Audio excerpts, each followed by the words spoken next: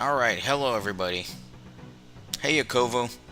Sorry, I'm having some issues. As you probably saw, my computer got screwed up, so I'm trying to get all this set up on my laptop with a different setup, and I don't know, things are acting a little weird, so let me know if you notice anything weird. Sorry for the delay as well. I know I said I'd start this at 9 a.m. I'm a few minutes late. Everything look okay on your end? I'm using a crappy headset for audio. Hopefully it doesn't sound horrible. Hopefully the audio levels are good.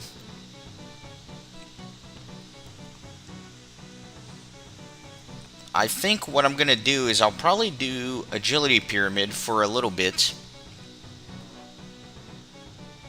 Just to give people a chance to come in, and then I'll get into the crate opening. Alright, Yakovo, thank you so much for that feedback. I appreciate it. I always get a little weirded out whenever I change settings or I'm doing something a little bit different. Just want to make sure everything is going good on the stream's end. So yeah, that's my plan. What do you guys think? Maybe do agility pyramid for like an hour just to give people an opportunity to see that I'm opening all these crates, and then we'll get into the crate opening. I counted last night in preparation for the stream, and apparently I have 499 crates, which is kind of frustrating. It's like, really, I'm one short of that 500. But you know what they say, that the whole like 99 was the best thing for marketing to ever come out. Instead of charging $5, you charge $4.99, and apparently more people are drawn to it, so who knows.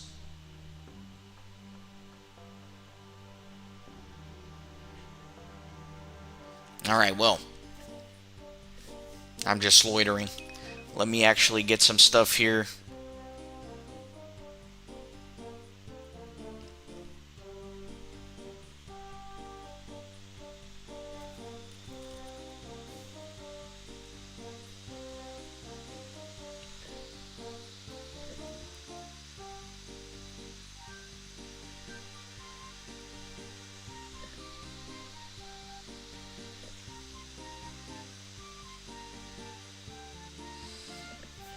Yeah, we'll see about that pet drop. We'll see about that.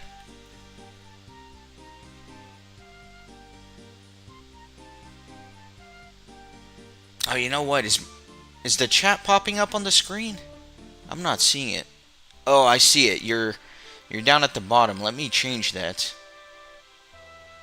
See, I gotta fix that too. So annoying. Let me move the chat box up this way. Perfect. Let me send myself a test.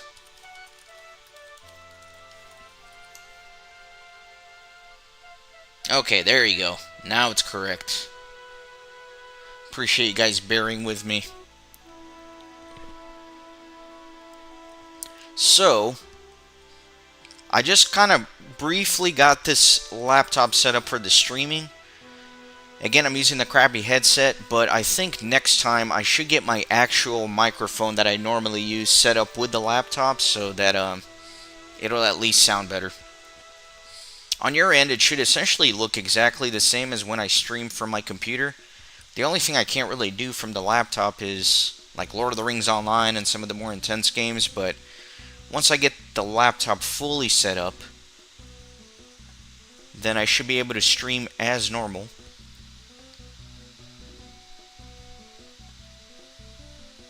Oh, do you think I died, man? That would have been tragic.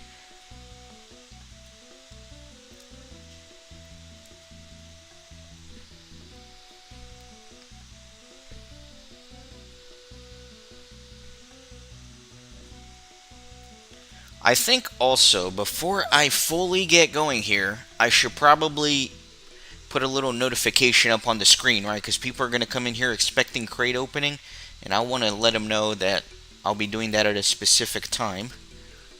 So why don't we do that?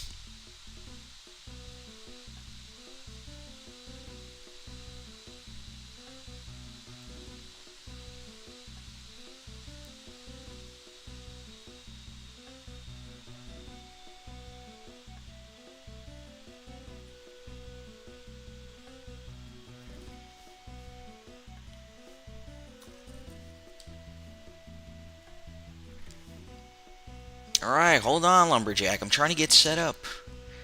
Pheasant, fine.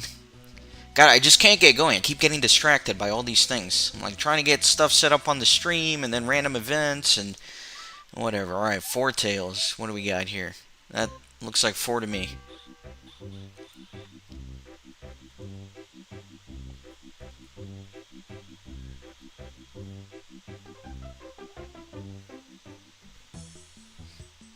Alright, what did I get? Got a lamp. That was worth it. That was worth it. Let's spam it, of course, on Herblore.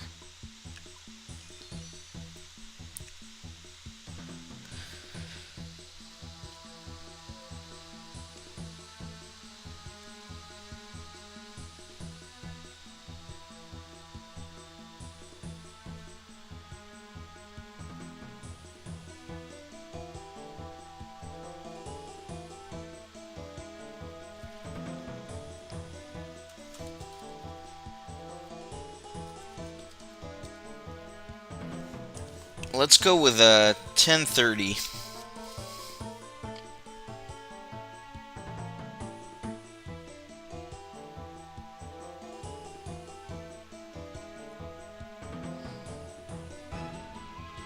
Dang, how do I add like a border to this thing? There you go. I'm such a stream noob. I'm like trying to do stuff like a boomer here.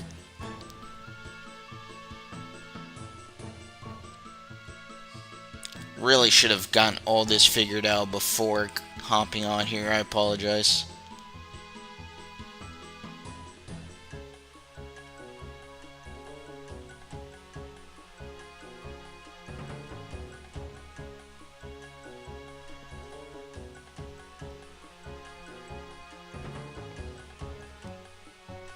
Alright, hopefully that is nice and clear for everybody. That way anybody popping into the stream will kind of know what we're doing.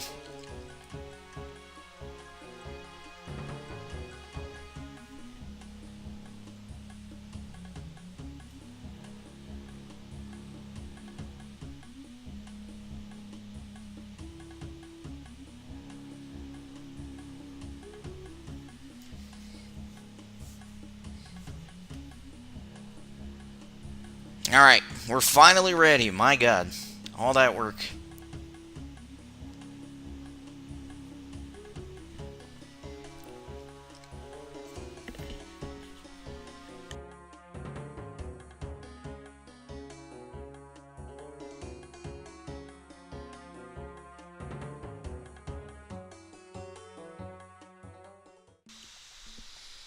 Oh yeah, Old School RuneScape to 100% Old School RuneScape.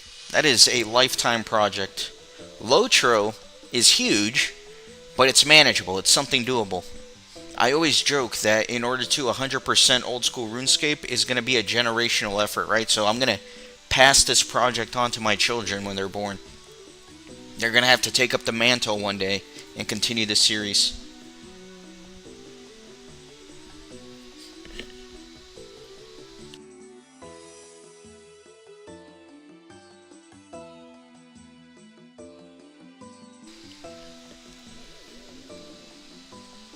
Yeah, and in case anybody is curious, a quick update on the computer situation.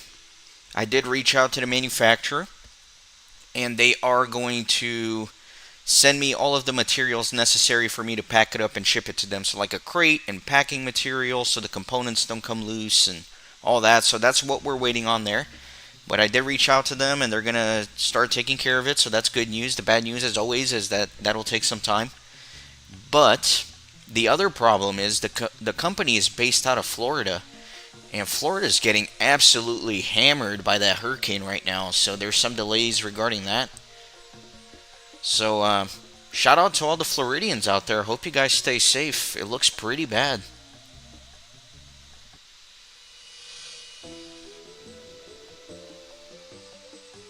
Yeah, Dennerson, it's crazy. Like doing the completion log, getting everything. Like I said, this will take multiple generations to complete. We'll see. You know, my kids will probably be eager to do it and take up the mantle when they're young, and then they're going to turn into teenagers and they're going to be like, no, Dad, I don't want to play RuneScape. I want to go out with my friends. And then the project will get abandoned, but we'll see what I can do.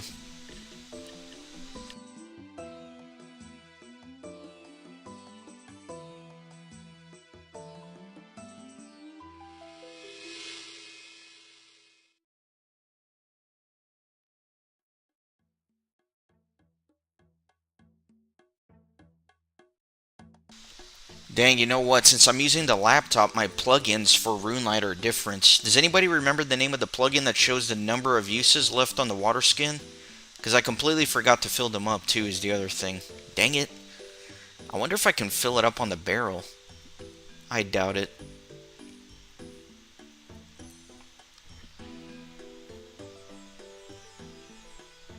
Ah, damn it. That sucks. I did not even think about that. Alright, what is the name of this thing? Is it ammo?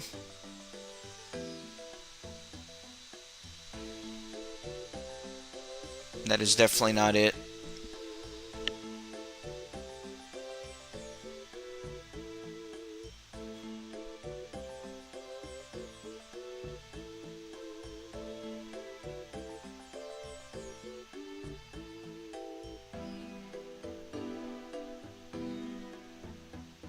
Item charges, that has to be it. There we go. Sweet. But that's not good, because I have like no water left, because I'm an idiot, and I forgot to do this.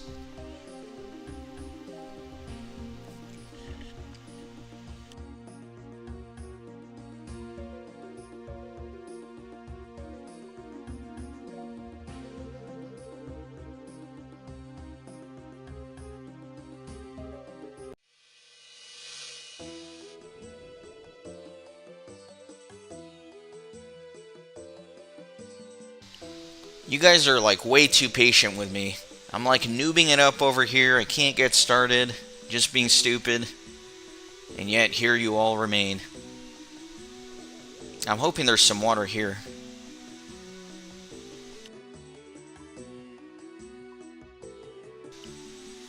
There is. There is indeed.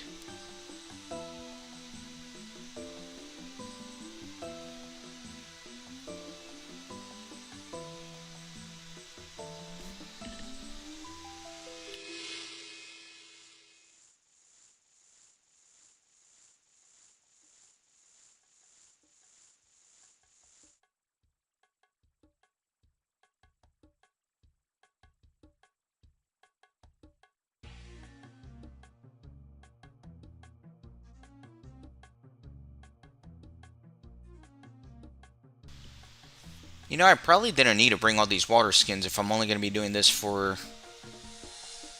an hour.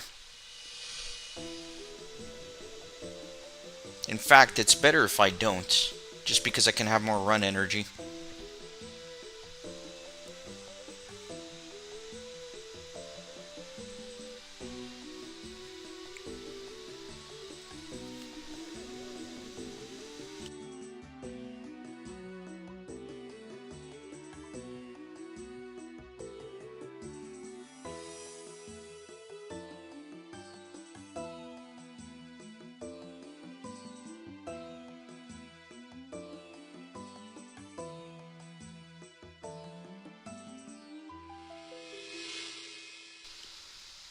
So take a look, guys. The reason I'm doing this stream today is because my bank is literally full. 860 out of 860, so I have to open all these crates. So, Dennerson, what I'm going to do is I'm just going to do agility pyramid for an hour or so, just to give people the opportunity to come into the stream before I start opening all of these crates. Just because I only announced it yesterday in a comment. And I know a lot of people watch those Wintertodt streams, so they'd probably be a little upset if they didn't get a chance to come in here and watch me open them. So I didn't just want to start a random stream and start opening them. I want to give people at least a little bit of a chance before they can come in here. And you know what I just thought about? I was going to deposit some of my water skins, but I don't think I can, because my bank is full. So we're just going to have to do this. That's alright. Won't be an issue after today's stream.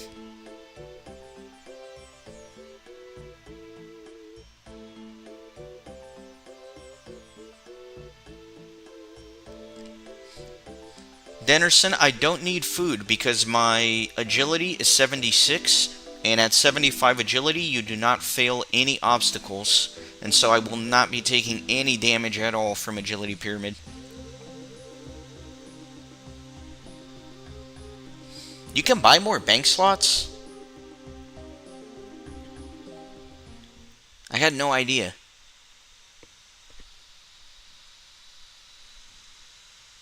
What's like the average price, I guess? Like 10,000 for 10 slots or something?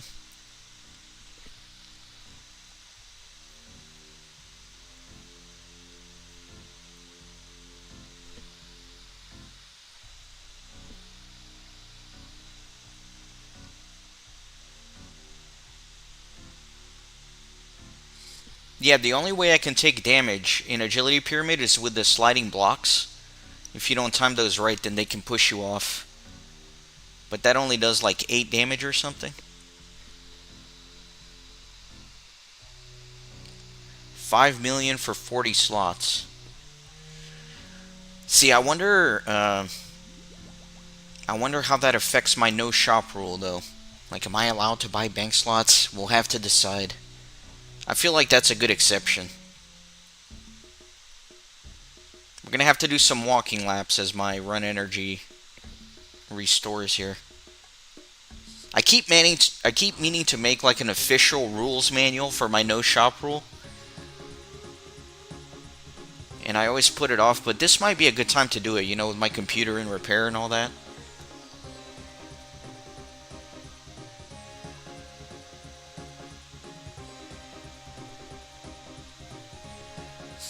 But yeah, in general, I don't want to lock myself out of things that give me access to content. And I feel like more bank slots is appropriate. Yeah, I am notorious for like holding on to every little thing that I get. Inventory and bank management has always been my weakness in MMOs. My Lord of the Rings Online bank is an absolute mess. It's always full. I've spent a ton of turbine points on more slots, and it just keeps getting full again with a bunch of junk that I never use. But I'm like, I might use this one day. Classic hoarder. It's funny because in real life I'm very minimalist. I don't really hold on to many things at all, but in MMOs, like, I just fill up those banks.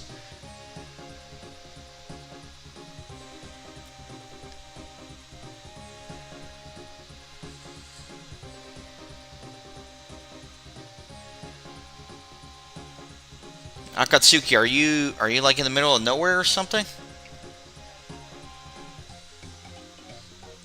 Y'all doing some camping?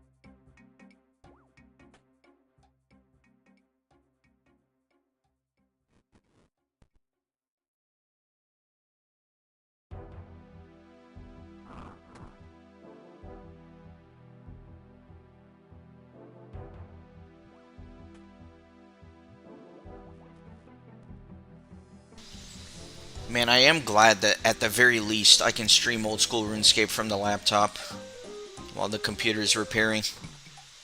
That would have been sad if I had to go months without being able to play RuneScape.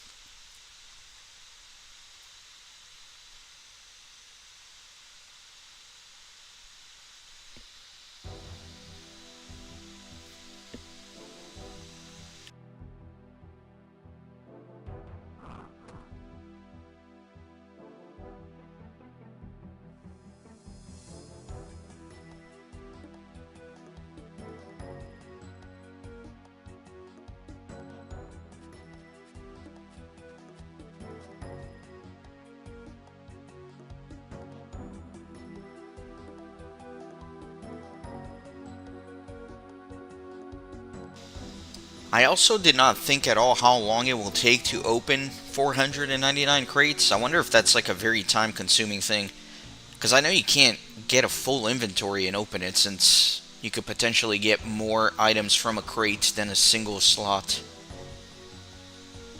Especially some of my early crates, I was soloing Wintertodt, so those crates have more drops in them. Just because I was getting, obviously, a ridiculous amount of points per round of Wintertodt.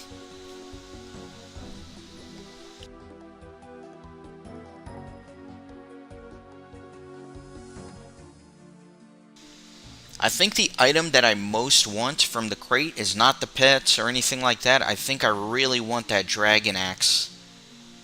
Because as a no-shop Ironman, it would be great to have that axe for woodcutting. That would be very utilitarian for me.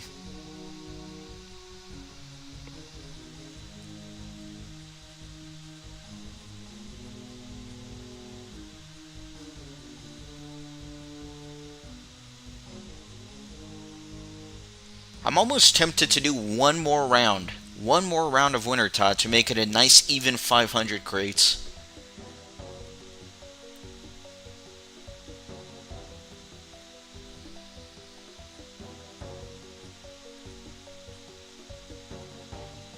No, I'm not gonna do that. I can't go back into that icy dungeon. Not right now, anyway. Maybe I'll be motivated to go back there if I open all these crates and I don't really get anything interesting.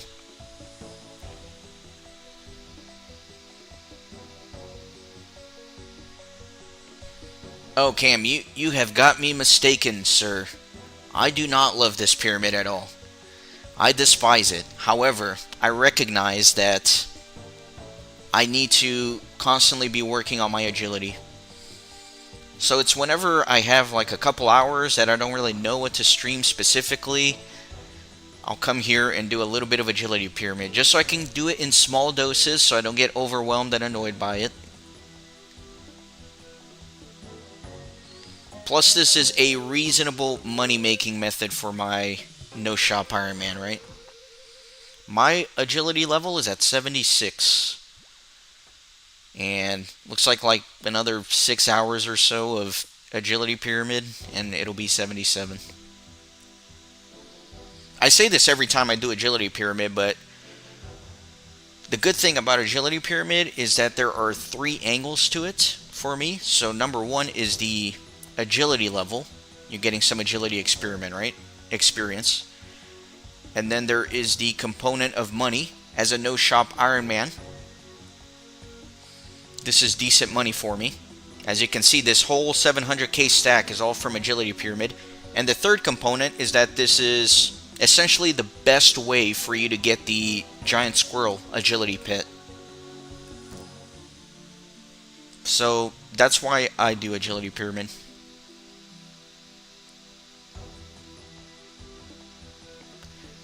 Dennerson, it's funny you should say that. Initially, I was going to do a little bit of Tempros before opening the crates today.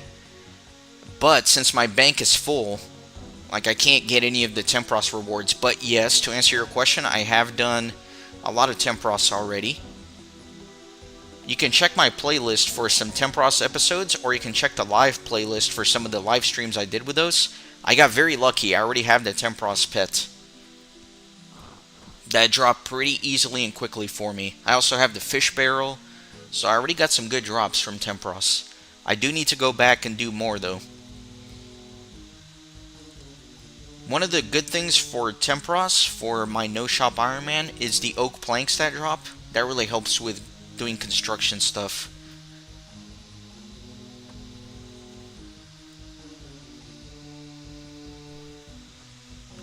You did 2,500 rolls of crates. That's insane, dude. That's insane. 4 tomes, no axe. Did you get the pet? I'm assuming with that many rolls, you did get to 99, right?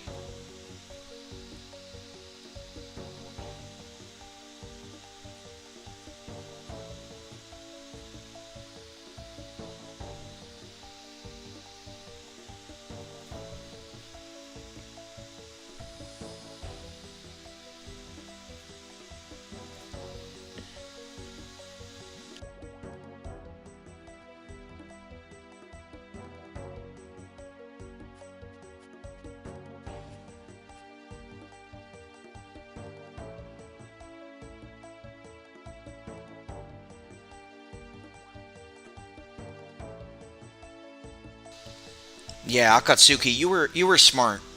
The smart people will solo Wintertodt to 99. The impatient people, like myself, will just do the Mass World one.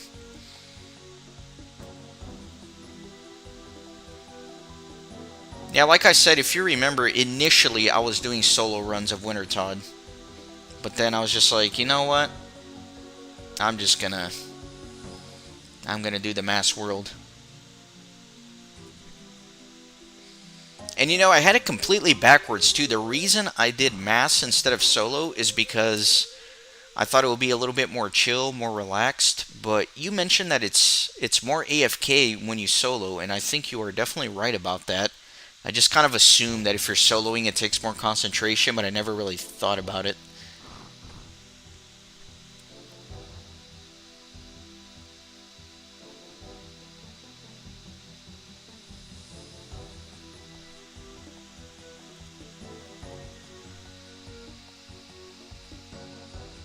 Oh, that's right. I remember that too, Akatsuki. I remember I did like a 50-minute round of Wintertodt. I was about to get the max points, and then my internet crapped out, and I lost out on all that work. I think that pissed me off enough to not do it again. But yeah, that was before I moved where I was doing stuff through Wi Fi. But since then, I'm hooked up directly to Ethernet, so I have not had any internet or connection issues at all. But yeah, I forgot about that. Man, it's crazy. You remember like these little details about this series that I'm doing that I don't even remember. Like your comment on the video the other day about the strange fruit that I used, having come from when I was doing thieving. And I look back and that's exactly right. Like when I initially did the fruit stall, I got that strange plant pop up and I kept that strange fruit and put it in my bank. I don't know how you remember that.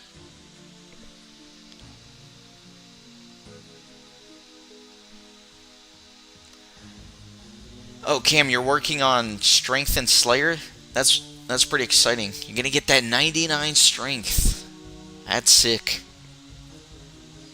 I need to start working on Slayer as well.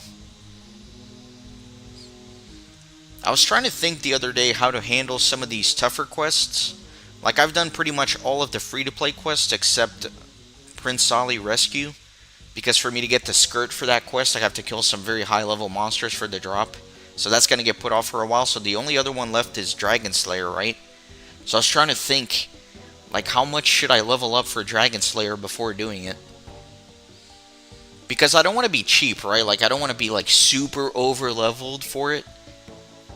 But at the same time, since I'm a hardcore Ironman, I don't want to go in there fully prepared. I'm trying to find the right balance to where it's reasonable for me, but it still gives enough drama for the viewers, where there is a very real potential of death.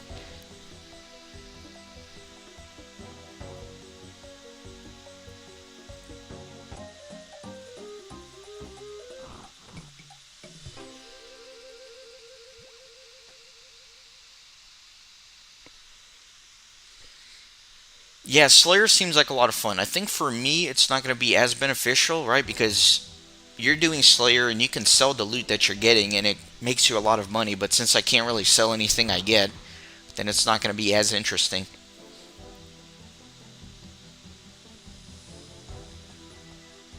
But I know that for certain drops and things that are going to be very useful for the accounts, I'm going to have to grind Slayer monsters for the potential drops.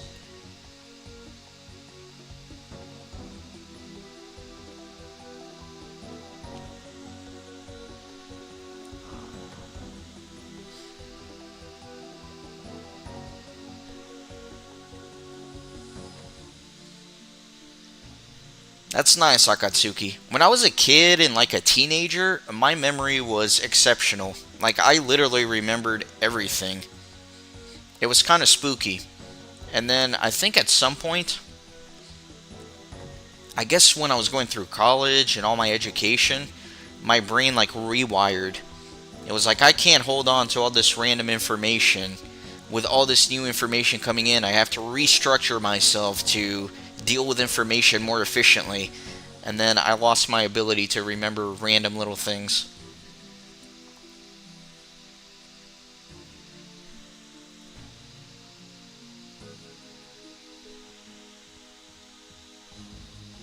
Yeah, Cam, 100%. Again, after combat opened up, finishing Wintertodt, I can start looking at some potential grinds specifically for drops, which is going to be fun. I think one of the first ones that I might engage in is going to be the Zamorak Warriors, since they have a pretty good chance of dropping a Rune Scimitar, and I think a Rune Scimitar is worth me getting, because I think at this point it's going to have a long shelf life before I get the next best weapon, right? So I think that's a grind worth doing, because it's not too bad. I think it's like a 1 in like 64 drop rate for the Rune Scimitar, so it's not bad at all. And you can safe spot those warriors with magic.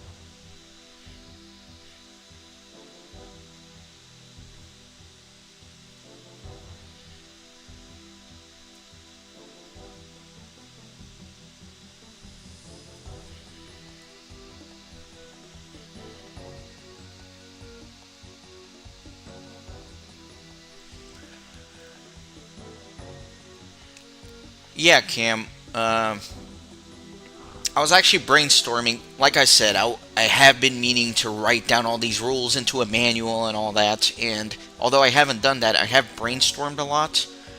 So I did think that certain rules that I was going to propose would relate to actually being able to do content, right? Like if I can't buy Slayer items that are needed to do certain Slayer tasks, that's locking me out of a lot of content, which is not the purpose of the no shop rule.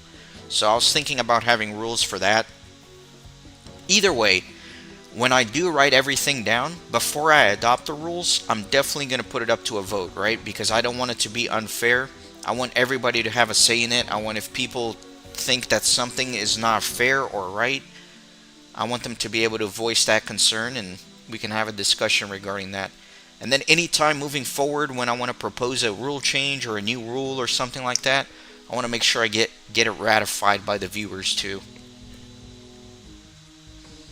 I've already kind of made up my own rules a little bit, and I'll get those looked at retroactively. Like if I did something that the audience does not agree with, I will instill punishment on myself. So for example, the fire making cape, right? Technically, I bought that fire making cape for 99,000 gold, right? So one of the rules that I'm going to propose is once I get a 99, I can buy the skill cape for it. If people don't agree with it, then essentially what I'll do is I'll just have to drop that cape or something.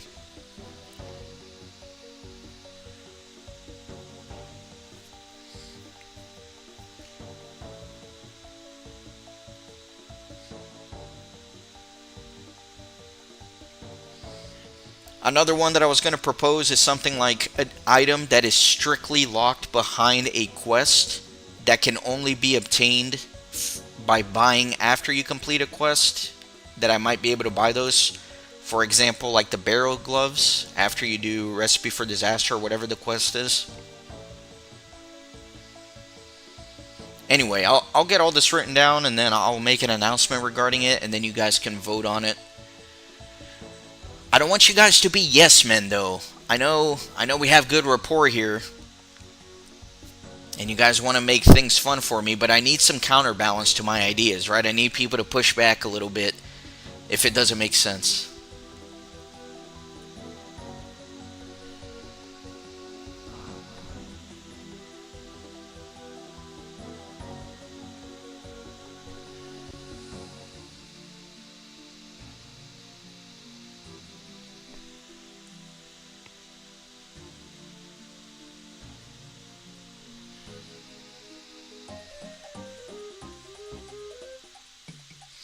Yeah, I have not looked at Slayer very specifically yet. I just kind of know in general there are certain Slayer monsters that necessitate a very specific item in order to be able to fight them, and you can only get those items from buying it from like a Slayer master. And obviously, you can get to 99 Slayer by skipping those tasks and just doing the ones that don't require anything, but I feel like that locks you out of so many things in the game. So many cool grinds, so many cool Slayer monsters that I won't get to grind out. So I think that kind of goes against the spirit of what I'm trying to accomplish.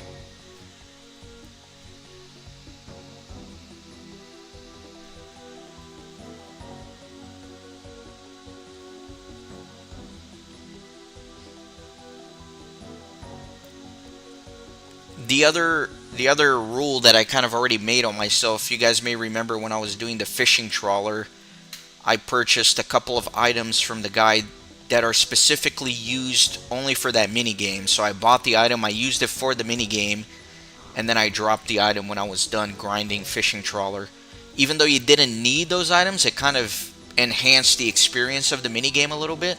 So I thought that was kind of fair at the time, right? You buy it, use it only for the mini game, and then you drop it and never use it again when you're done. I thought that was reasonable, but again, that's something that I am going to officially put in the rules. If people vote against it, since I did already do that, I'll have to come up with a punishment for myself, like dropping a million gold on the floor or something. I don't know. Point is, we're going to codify all of these things, and you guys are going to vote on it.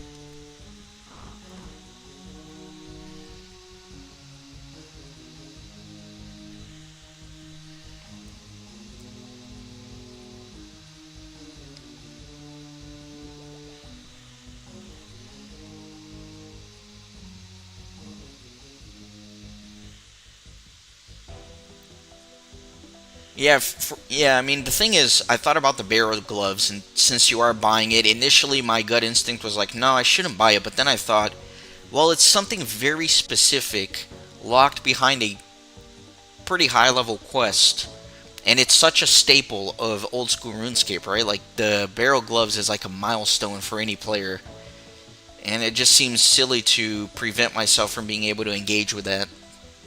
But I don't know. We'll see. We'll see what you guys think when I put the vote up.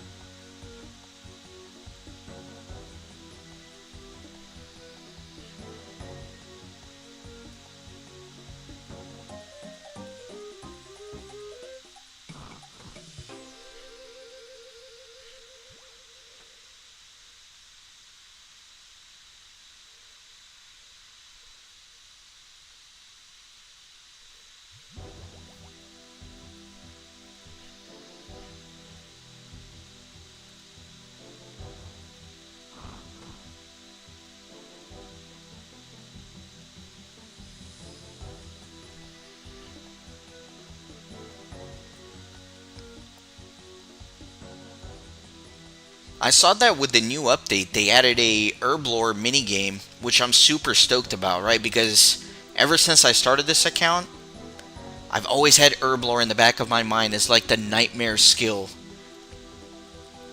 And now it seems like it's gonna at least be a little bit easier for an Iron Man to work on Herblore with that minigame.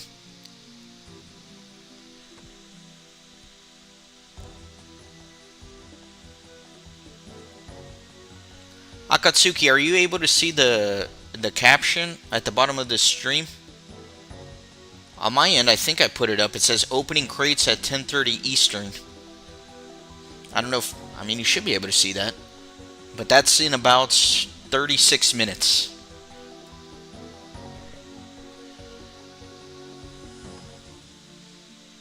Yeah, you got in the stream a little later, Akatsuki, but I was telling people that the reason I didn't want to start opening crates right away is because I wanted to give people an opportunity to kind of roll in here before doing it.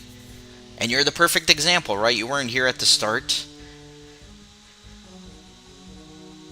So had I not done that, you would have missed a good like 20, 30 minutes of crate opening.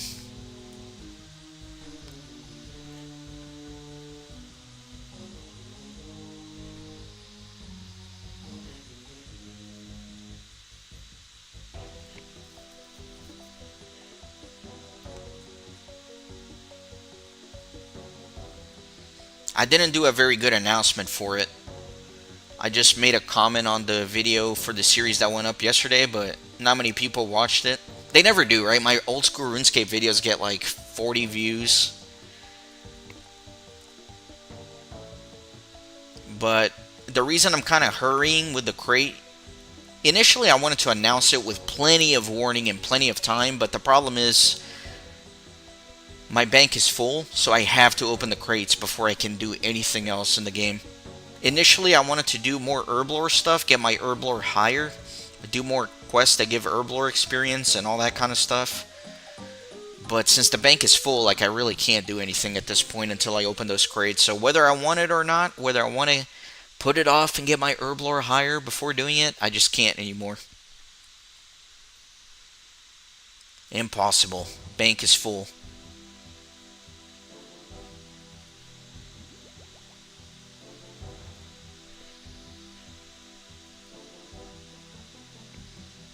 The Herblore is at 33, which I guess is decent, right? Because I think the important milestone is 31. So you can do the, or I guess 25, so you could get the Ranar weed.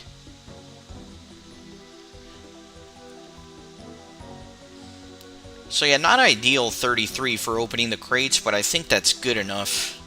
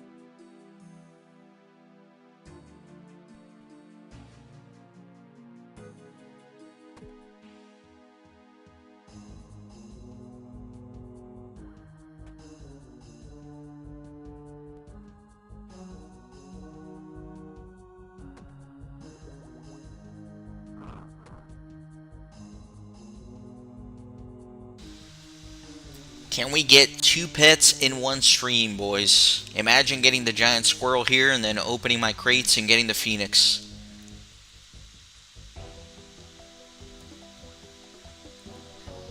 That would be absurd. I don't know, you guys who have been watching the series, you know how spoon-fed my character is. Like, whenever I created my character, some random string of numbers in the code for it made it lucky. I feel like, anyway.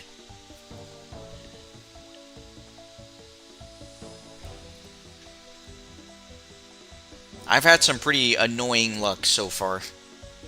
And by annoying, I mean, like, if you're a person watching, you're like, how is he getting all these drops that he's looking for so easily?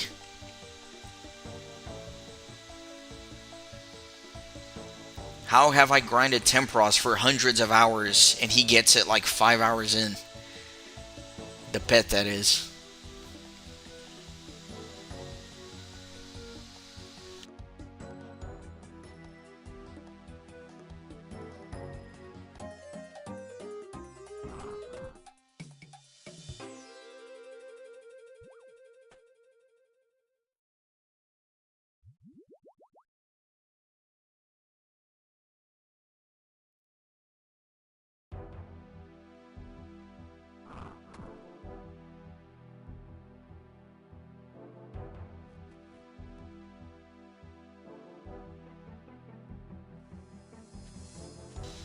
So a couple things to look forward to in the near future regarding Old School RuneScape. I think the thing I want to get set up is the birdhouse runs, right? So I need to be able to make the clock mechanisms, and that requires some construction in my house. The problem is I'm out of oak planks, and I can't just simply have them made or bought because of the no shop rule. So I need to do some Tempros, since he does drop oak planks as a reward. So we're looking at a Tempros stream in the near future to get oak planks, and then we're looking at starting some birdhouse runs and then probably doing some crab grinding in Fossil Island, where I'm doing those birdhouse runs, just to get the combat up a little bit. So those are a couple of things I've been thinking about.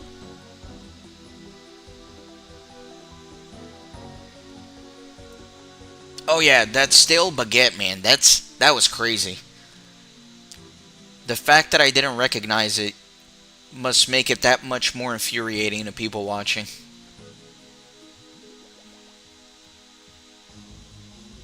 Yeah, after I stopped recording that episode and started looking it up, I can't believe how unlikely of an event that is. Oh, no, no, no, don't go yet. That block almost pushed me.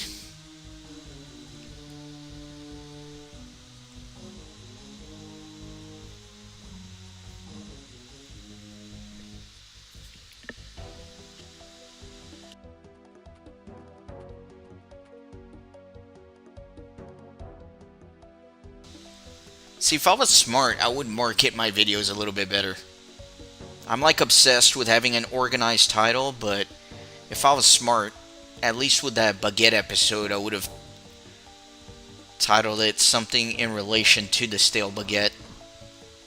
Something a little more clickbaity.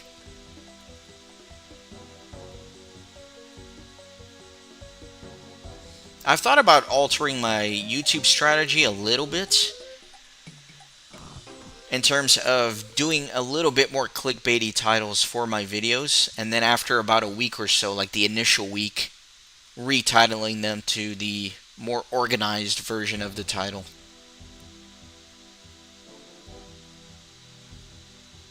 So for example, that episode with the stale baguette, when I initially uploaded, maybe titled it something like, I got spoon-fed a stale baguette, or something stupid like that. And then after it's been up for a week, go back and retitled it like Old School RuneScape No Shop episode 48.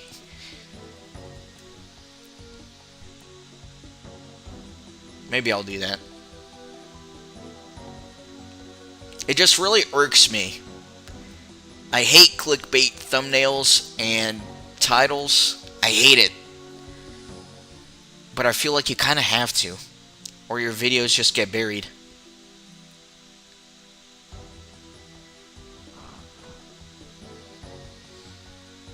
Nothing annoys me more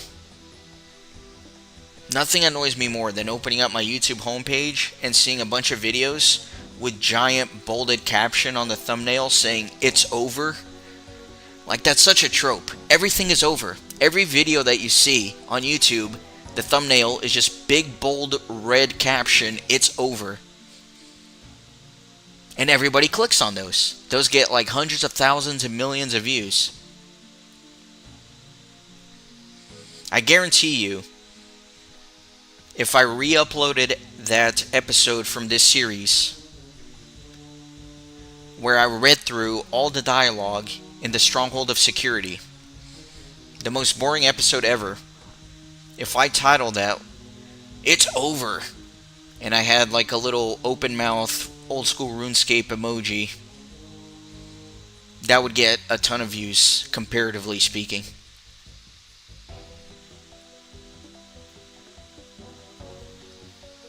Yeah, see, Cam, you know the marketing drill. Maybe you could help me with some of the episode titles.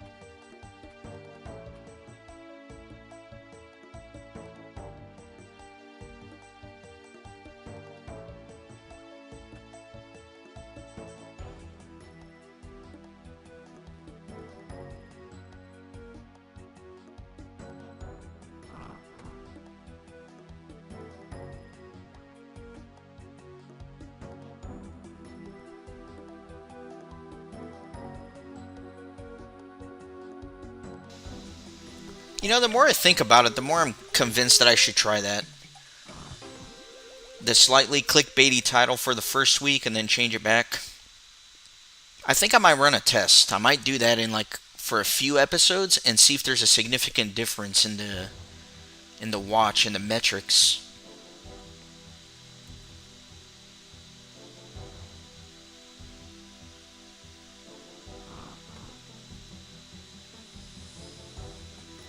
Because like I said, the Old School RuneScape videos, they only get like 40, 50 views, which is not that much.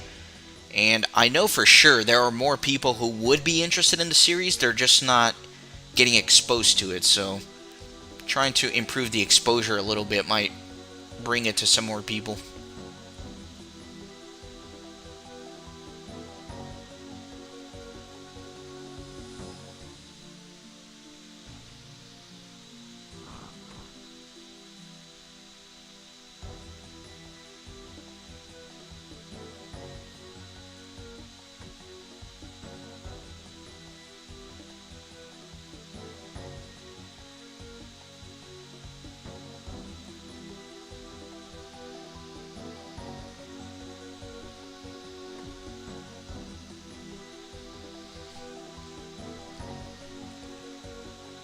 By the way, guys, if it gets to be 10:30 in 24 minutes and I'm zoned out just doing laps here and not realize it, just give me a quick reminder.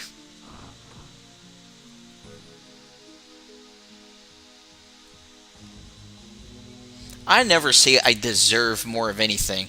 I'm a firm believer that people deserve what they get. In general, right? Like, I'm not. In general. That sounded bad as I was saying it.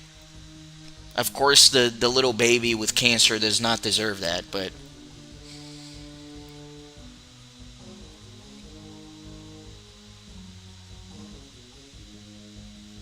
I try my best to make the best content possible, but the fact that I get the number of views that I get, I think is solely dependent on me.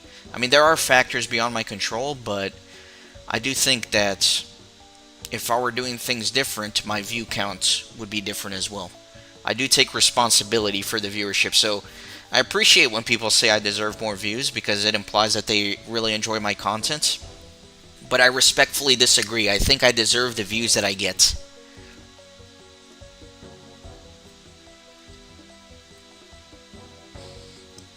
And again, it might just go back to my stubbornness on how I present the videos in terms of the titling and the thumbnails and all that. So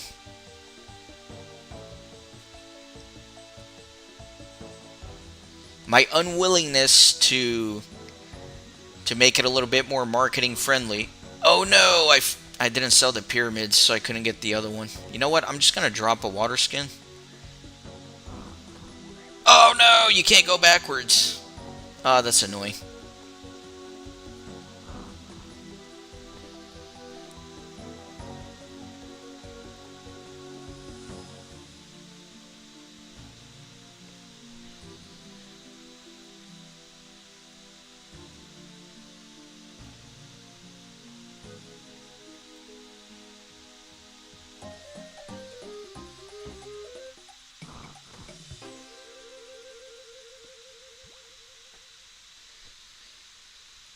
Old School RuneScape is also very difficult in terms of getting views on YouTube, just because it is so saturated. I swear, every time I open up my YouTube homepage, I see a new like part one for a new Old School RuneScape series. A lot of like locked Ironman content and stuff like that. It just seems like hundreds, if not thousands, of people are starting new Old School RuneScape series all the time. So it is kind of difficult to compete in that sphere.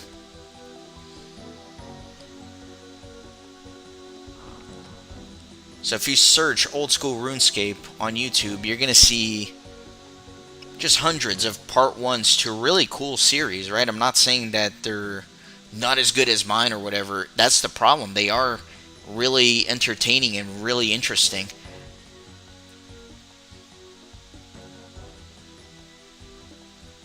Yeah, every time I open up the homepage, there's a new Locked Iron Man series part 1 that looks really cool and really interesting.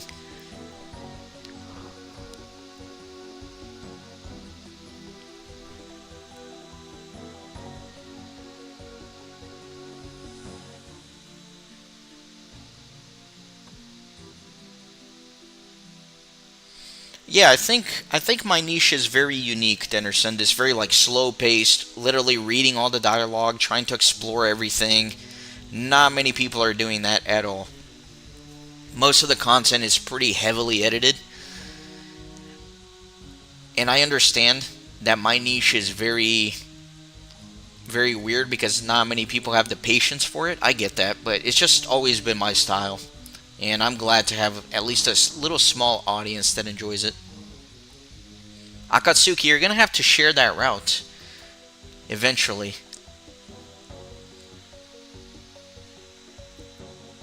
because that'll be cool if you have an entire route figured out for farm, herb, tree, birdhouse.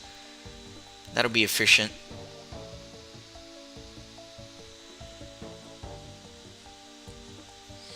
Yeah, I never really got that, Dennerson. Some of the series that are like, okay, guys, I did 17 free to play quests, and now we're here. It's like, what's the point of making a video on that? It's almost like here's a word file with a bunch of bullet points of what I did. It's essentially the same thing. It's just the video gets some visuals to go along with that bullet point.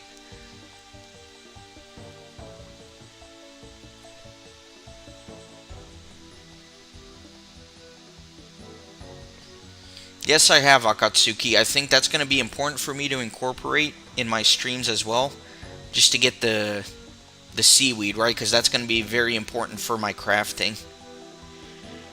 And especially for my herb lore, right? Since I'm going to be having to make my own vials. Once I... Oh my god, what is that? That... I don't know why, but that, like, made my heart skip a beat when I saw those bones. I was like, did I die or something? I have my entity hider on, that's why. So there must have been another player here with me who died.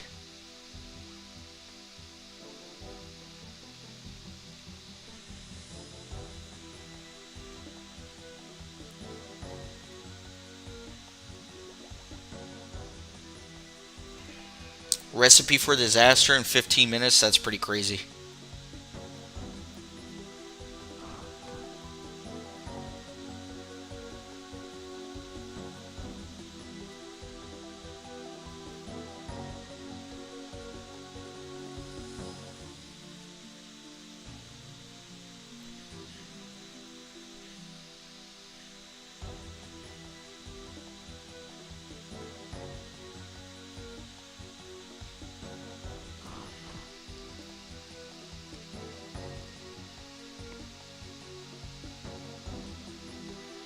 Yeah, Akatsuki, I think that there's a lot of cool things that I can do if I stream in Fossil Island, right? So if I want to do like a 4-hour stream doing sand crabs for combat experience, it's so easy to do the birdhouse run there, and then there's all those tree patches as well that I can do some farm runs with the trees, and then also the seaweed. So I think those Fossil Island streams have potential to really help bolster the account.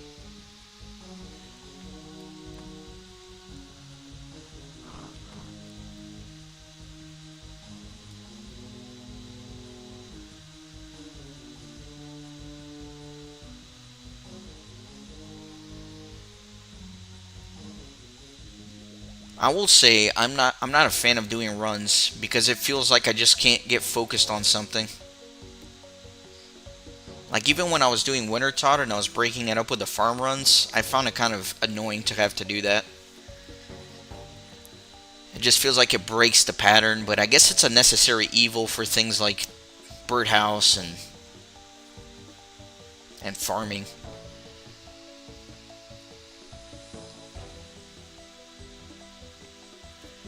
I think birdhouse runs are not as important now for me just because of the new hunter contract thing. I think once I get hunter high enough to be able to start running those contracts, then that's pretty decent. But I think regardless of just grinding experience, I think it's still important for me to do farm runs for herbs at least, because I'm going to need a lot of herbs throughout the life of this account, so I need to be doing herb runs at the bare minimum.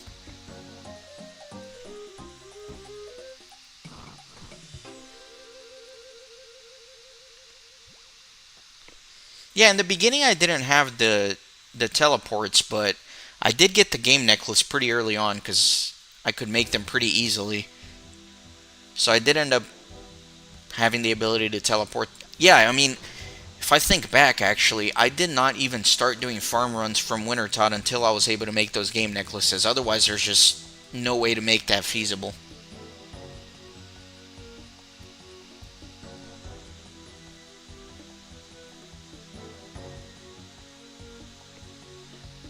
Yeah, that's a good idea, Dennerson. I might even just take it easy, right? Like, I'm always thinking, like, oh, every 80 minutes I need to go do a run, but I could just start simple with, like, let me do a run at the start and at the end, and just leave it at that. That's better than nothing.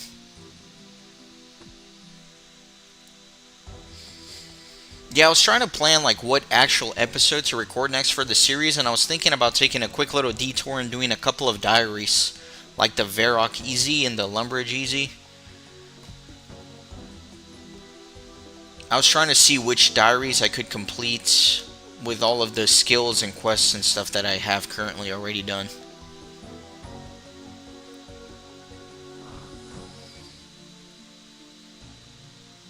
I think the Varrock Easy is a good one to do because you get that little mining outfit or whatever. And I think that'll be good for when I need to go back to Guardians of the Rift for more runes.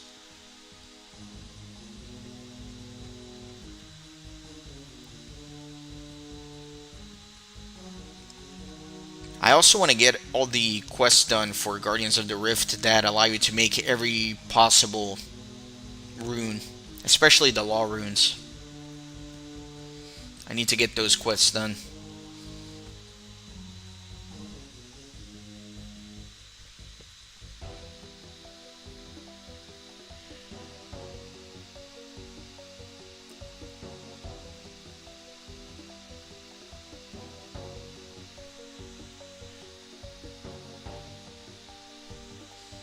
I do not have the Lumbridge ring, but I definitely do have the cloak for Ardoin.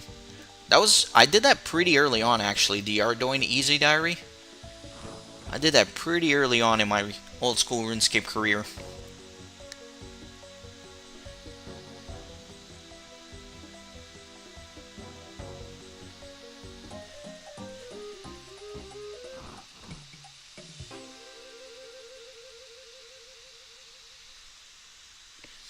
Oh yeah, Katsuki, I forgot you told me about that free rune X.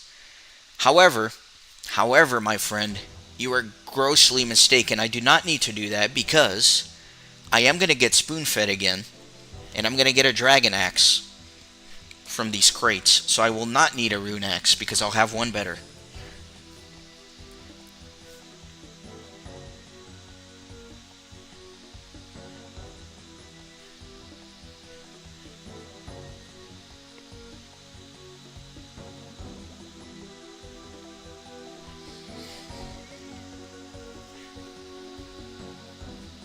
Oh yeah, that's right. Yeah, it's a pickaxe. Yeah, I got confused too. You're right. It is a pickaxe. No, the rune pickaxe is super important for sure.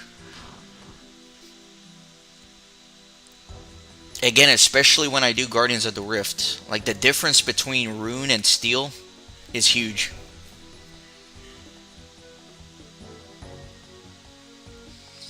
Yeah, I'm so glad that you started doing this as well, like a no shop Ironman, because I can pick up some really good tips and ideas from you.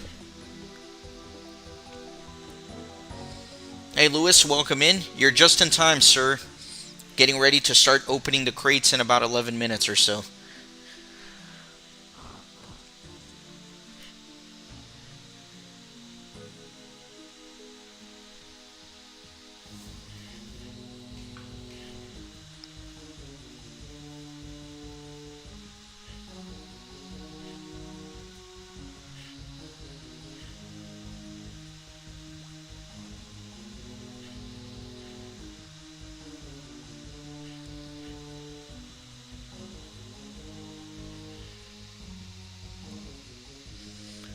And I'm very glad you're here, Lewis, now that I think about it. I'm always glad when you're here. However, if you remember, you were the one that kind of gave me that good luck when I was doing my my Tempros when I got the Tempros pet.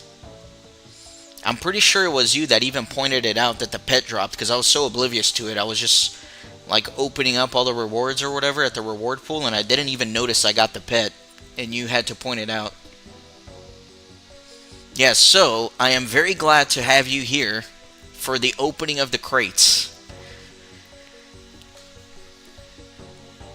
I need you to send your energy towards not only the Phoenix, but also the Dragon Axe. That's the thing I most want, is the Dragon Axe. So concentrate your energy towards that.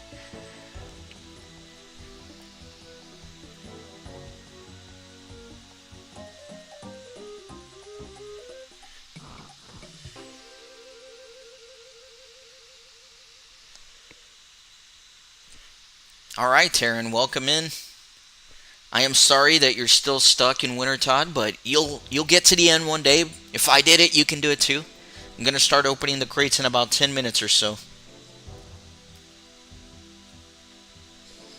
Remind me what the Tome of Fire does again? I know it's like one of the super important drops from Wintertodt, but I forgot what it does.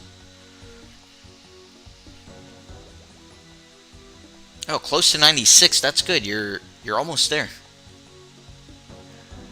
I feel like the last few levels kind of flew by for me.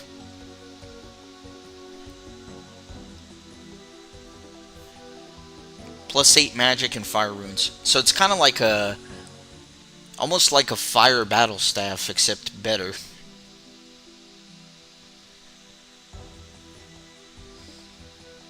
Taryn, are you doing like mass Wintertodt, or are you soloing?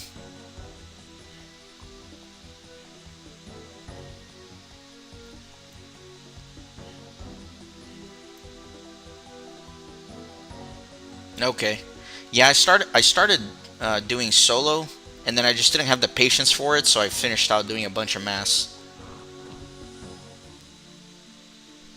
But Akatsuki here, he soloed all the way to 99, which I think is a smart thing to do. It takes longer, but you also get a ton of construction experience, you get better reward crates. I just did not have the patience for it.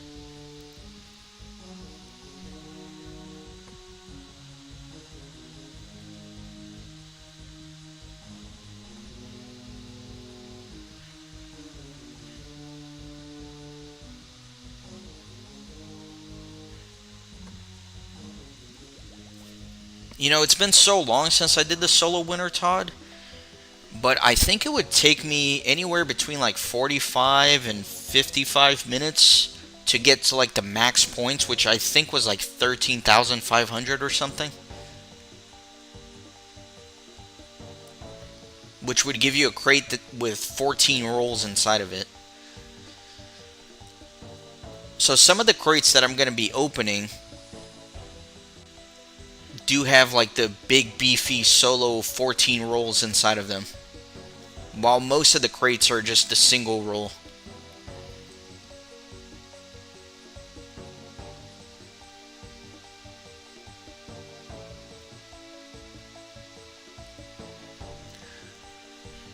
You know, Barno, it's funny that you asked that question. I'm not an expert on this. I'm definitely not an expert, so it may not be the most efficient, but what I'm doing now, I found is pretty good for Ironman money.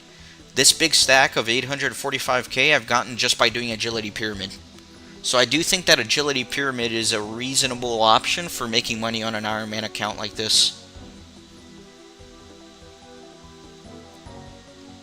Especially kind of early, mid-ish game, because there aren't many other options for me right now, but I think if you're very efficient and you're concentrating and you're doing this pretty efficiently, you can make about 250k an hour doing Agility Pyramid.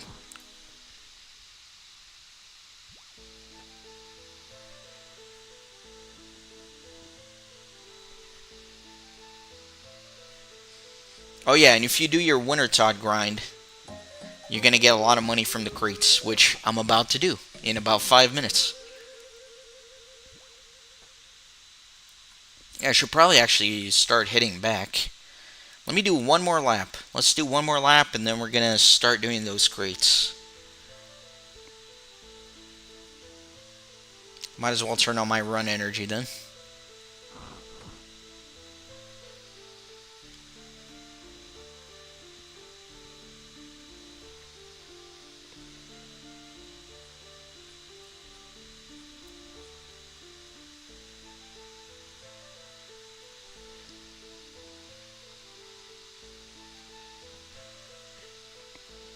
Two tomes and 400 crates.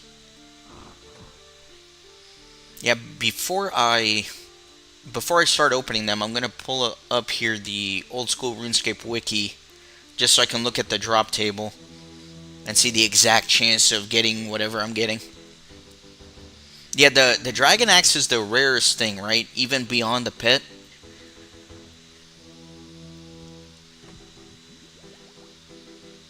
Yeah, for the people that just kind of rolled in here and are not too familiar with the series, my character is very lucky so far. I've gotten very lucky with drops and stuff like that. So I'm hoping that trend continues.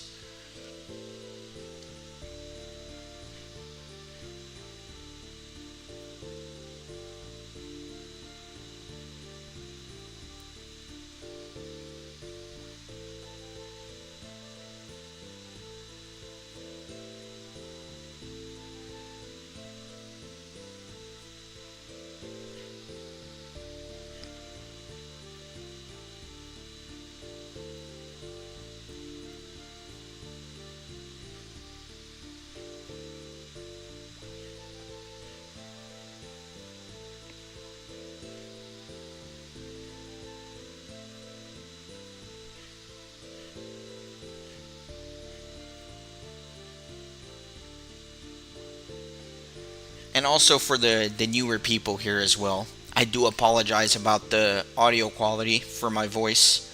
I'm using a crappy headset because my computer that I normally stream and record from crapped out on me. So that's getting repaired. Meanwhile, I'm on like a barely scraping by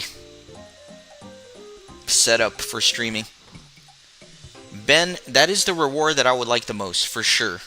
For an Ironman, it would be huge for my account to have a Dragon Axe. Alright, so let's start heading to a bank. Let's start doing these crates.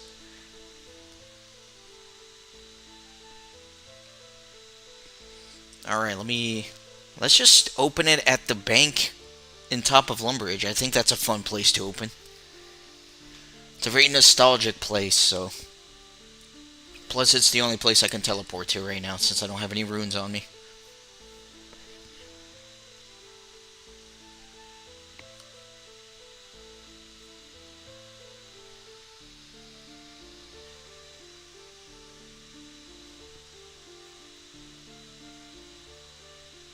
Now, the annoying thing, actually, now that I think about it, I don't think I have enough space left in my bank to deposit these water skins.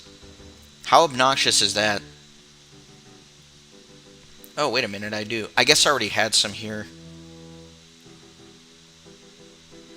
Yeah, I just don't have enough to do this one. I'll just drop it, it's fine.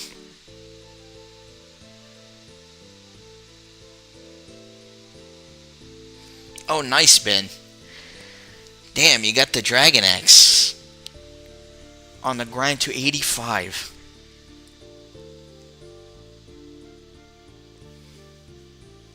Item identification plugin. Okay, let's get that pulled up.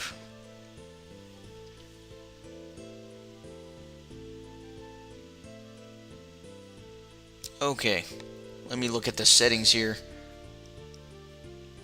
Herbs. What else should I check on here? Let me do logs. Planks. Definitely all the seeds.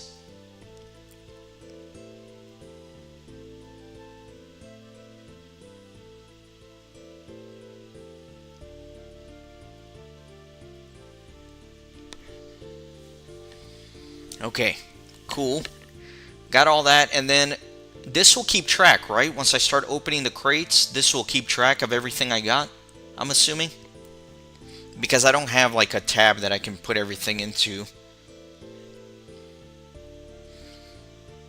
And I'll have to remember because, again, since I'm streaming from my laptop, all of the All of the settings I generally have for the rune light are different. Okay, next, before I start, let me pull up the drop table so I can see what I'm looking at here.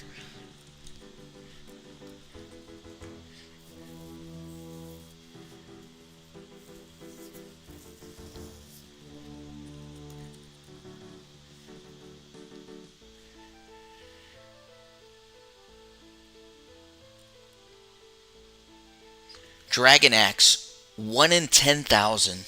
That's crazy. Phoenix is 1 in 5,000. Tome of Fire, 1 in 1,000. Okay, so this is pretty bad, huh? Since I have 499 crates, a lot of them have multiple rolls in them. So I don't know. The odds are against me. The odds are against me. But that's okay.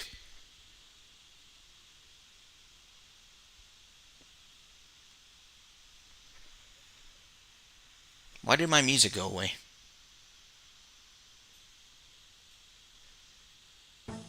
There we go. Alright, it is 10:31. I'm a minute late. I think it's time we start. So here's my crate tab. Look at this, boys. That is 499 crates with a lot of multi-rolls. And all of my solo runs were in towards the beginning, so it'll be more dramatic, right? Because some of the last crates that I'll be opening will, theoretically at least, be the ones that have more rolls in them. What should I do, like 10 at a time or something? Alright, we're starting. We're starting.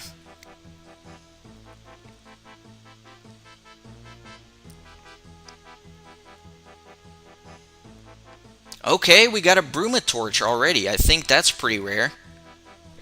Let me look at the drop for that. Wintertodt is 1 in 150. I think that's a good start. I think that's a good start. The problem is, do I have enough like bank slots to put all this stuff in there? I guess I should.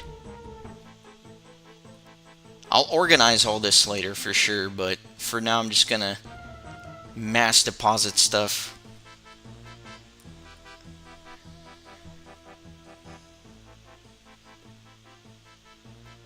Burn pages.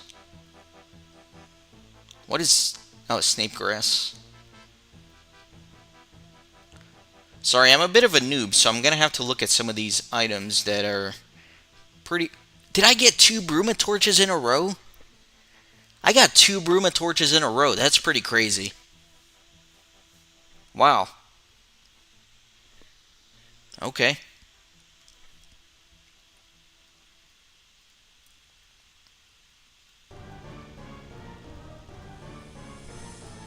What is it? What does it actually do? Is it part of the set? For warm clothing? Yeah, it is. Okay. It's just like a clothing thing. But still, 2 in a row. That's pretty wacky.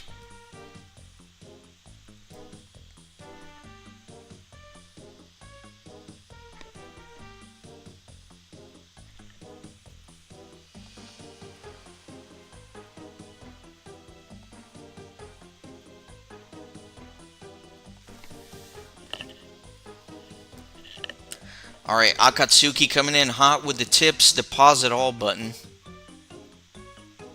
Yeah, deposit inventory. There you go. Sweet.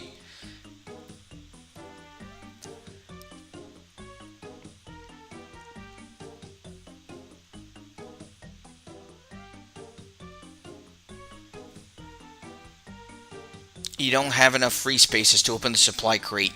You may need 27 spaces. Okay, so we're not opening that one. Wow, okay, so I guess I'm picking up some of my solo ones. I'm not hitting that deposit all button because I want to keep these fat crates here.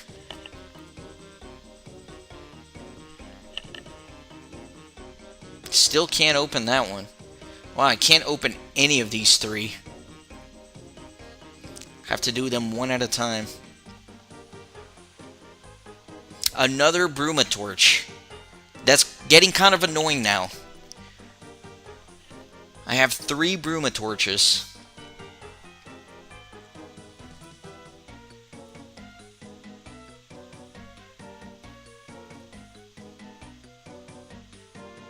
Dynamite. What the hell do I do with dynamite?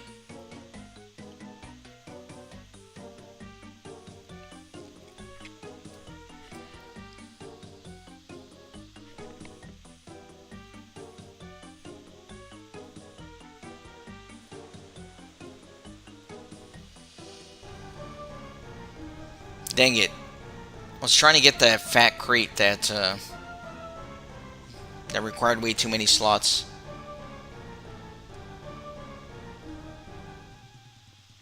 Oh, you can trade in the Bruma Torch. Okay. That's good to know.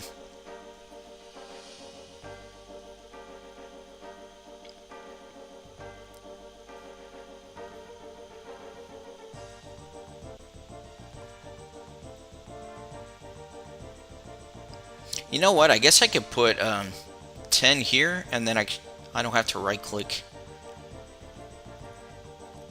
I'll get efficient at this.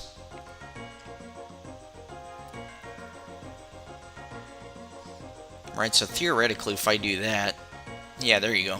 That's easier.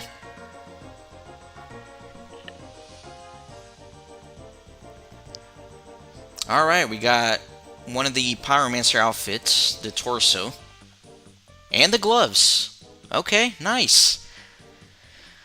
So we got the gloves, the torch, the torso, all pretty quickly. So I feel like our luck is pretty decent so far. It's pretty decent so far. Still nothing too exciting though. And honestly, the Pyromancer outfit is just for the collection and the fun at this point, since, you know, it doesn't really matter if I get a little more fire making experience since I'm already at 99.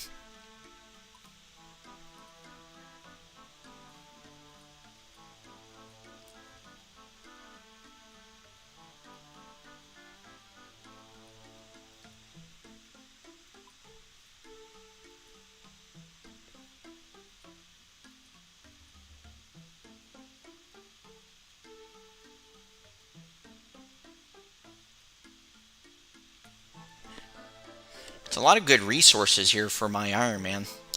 I think that's the main thing.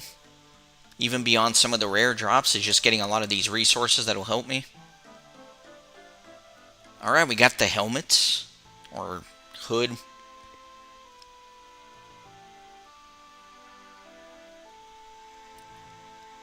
So we almost have the full outfit already.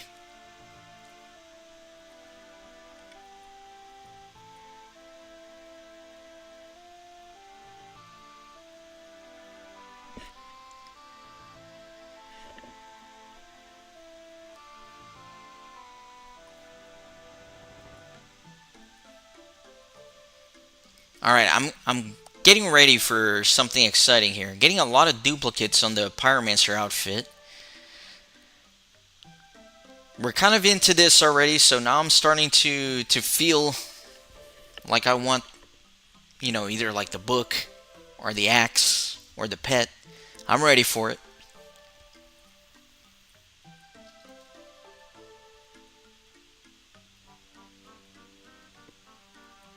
Alright, we got the legs. I think that's everything, right, for the outfit?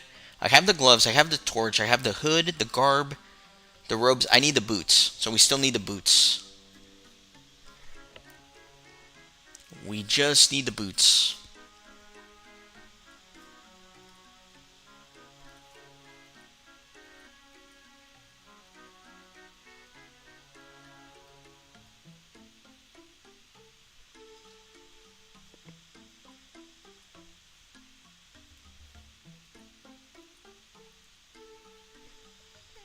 Alright, so I'm getting some of the fat crates here.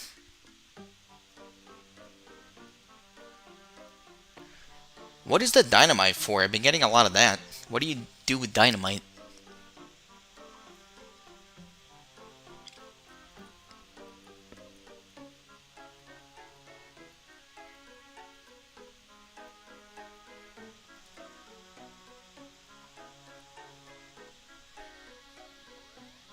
Blast mining. I don't even know what that is.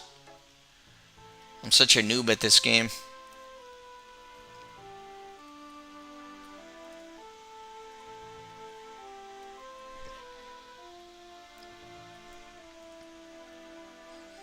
You know, you could have said blast fishing and left out the just kidding, and I would have totally believed you that that's a thing.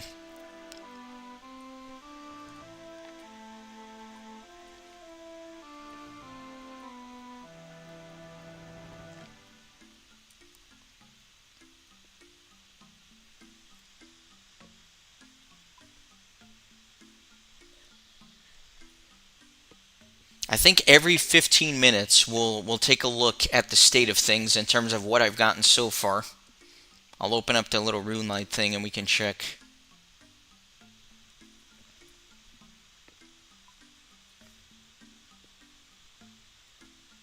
Still a lot of crates here, but we're getting. I don't know how long more I have of this. I'm starting to get a little concerned that I'm not going to get anything juicy.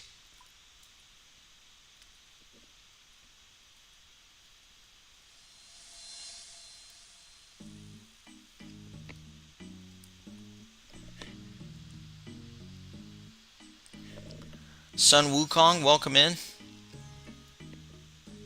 We have not gotten anything too exciting out of these crates yet, but maybe now that you're here, we'll get something cool.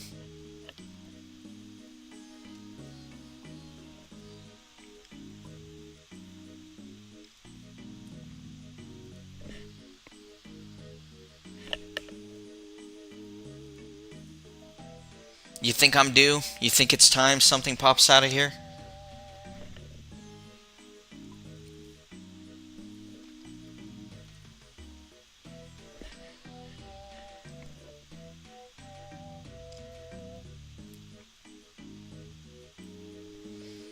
I'm more interested in that axe than the pet, but of course I want the pet.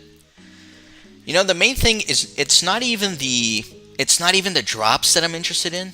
It's the not ever having to go back to Wintertodt that I'm interested in. Because if I don't get like all the collection log stuff and the pet, then eventually one day I know I'm going to have to go back there. Okay, got the boots, so that's the last piece of the outfit that I was missing. So I officially have the full Pyromancer outfit. And the book! We got the Tome of Fire. There we go, we got something. Tome of Fire is 1 in 1,000. Okay, so not the rarest thing in the world, but it's the third rarest thing, right? Behind the Phoenix and the Dragon Axe. So that's good, that's good. That's an improvement. We're moving up in the world.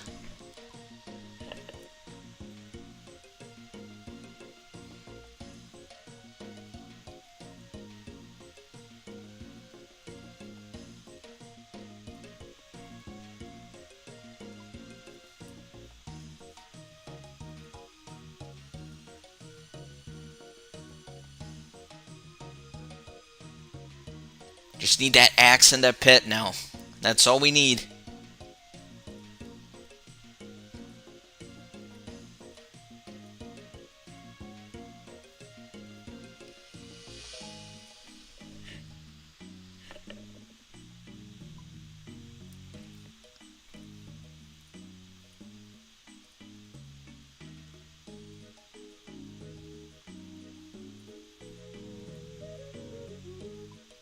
Alright, let me open another set, and then we'll take a look at the state of everything we've gotten so far.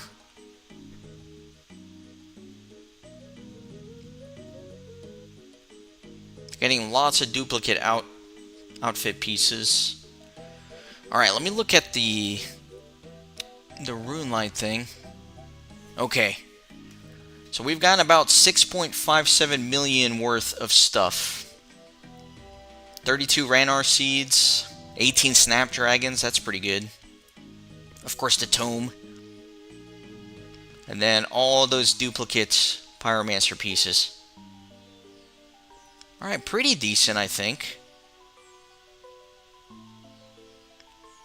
Not the best herbs. Avanto, Ranar Weed, only 15 of those.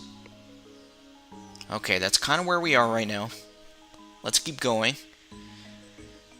Still a lot of crates. Oh, you can get the axe collection by bossing. I guess that makes sense.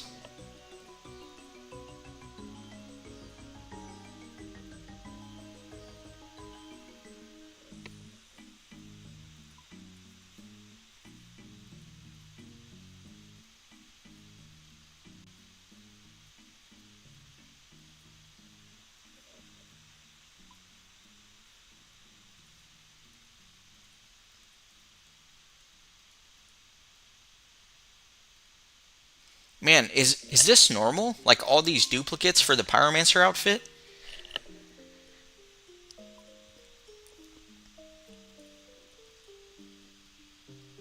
It's 1 in 150, so it shouldn't. I feel like it shouldn't be happening that often.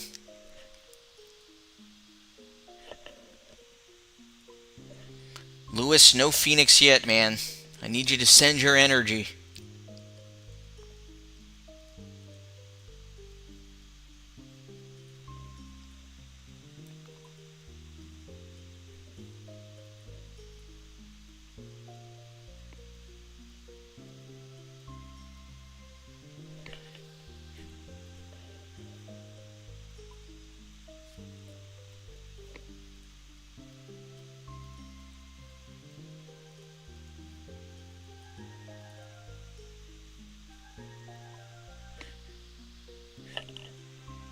Oh no, we can't scroll anymore.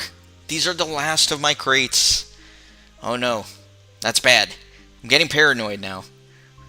I, I didn't think about it too much, but I really thought that I would get at least the Phoenix or an Axe. I thought I would get one of the big two here. So now I'm getting a little concerned, because it's looking less likely.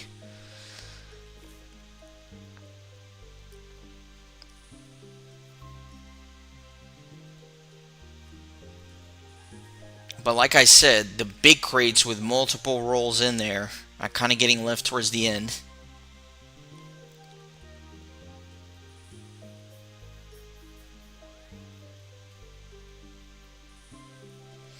This is not good. This is not good.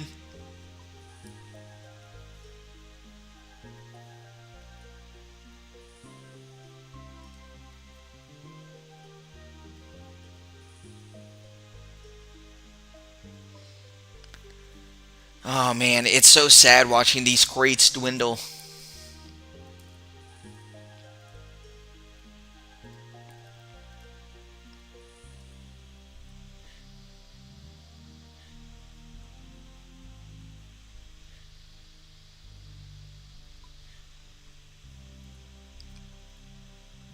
Spin and jig into a dance.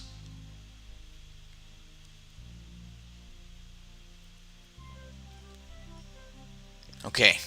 Alright, we did the RNG manipulation. Let's see if that worked.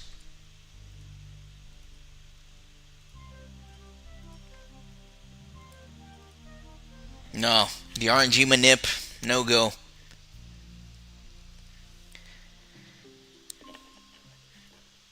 Dennerson coming in hot with the Doomer message. 30 million XP without the pet.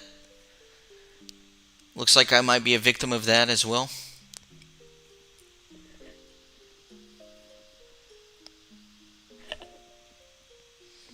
Okay, we're doing this for the drama, okay? It's gonna be like the last freaking crate.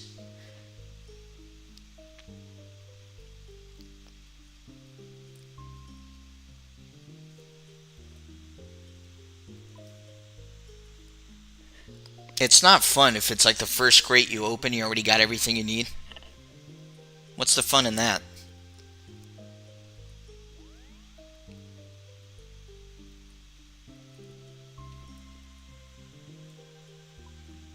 Oh my god. Just like 2 rows left.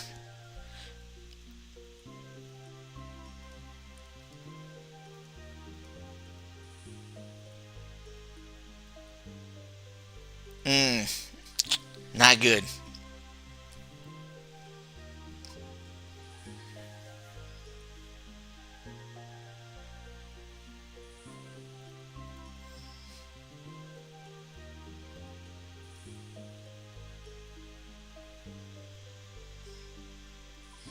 Okay, I think all of these crates here are the ones that are bigger, so I'm going to get them one at a time.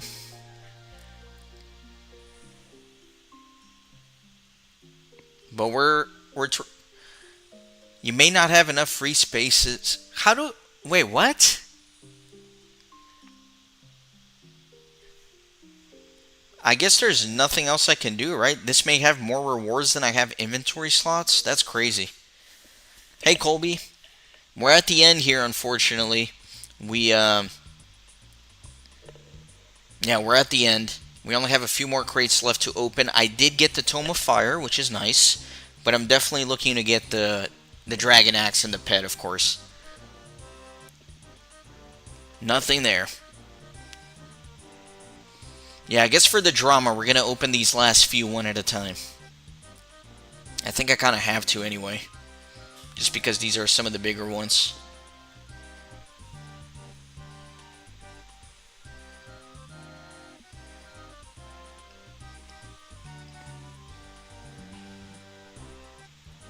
This is sad. This is sad.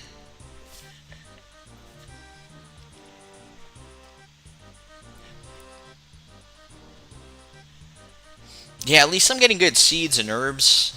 I mean, I don't know. Trying to be positive. How can you be positive when you know you have to go back to Wintertodt one day?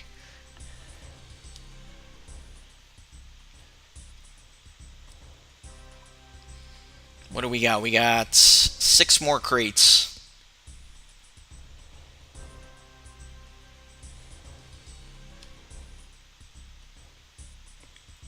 Absolute garbage.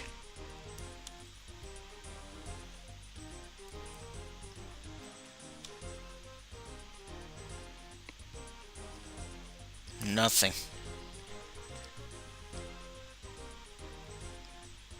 Alright, 4 is my lucky number.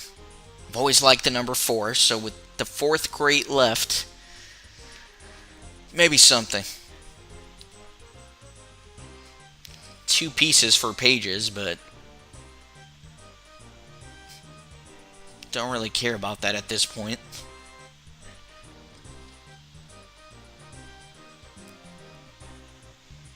Yeah, Akatsuki, I think the best thing to come out of this is maybe a clickbait title.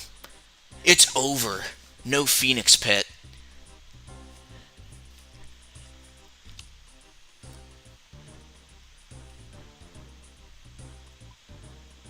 Two crates left, boys.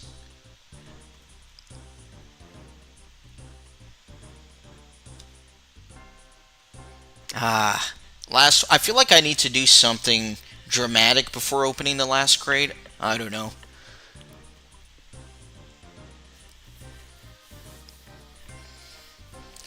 First of all, let me double check and make sure there are no crates elsewhere. This thing's called a crate, right? Supply crate. Maybe another one ended up in another tab, but doesn't look like it. It is indeed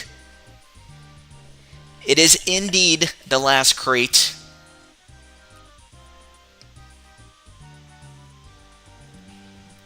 You know what? Here's what we'll do.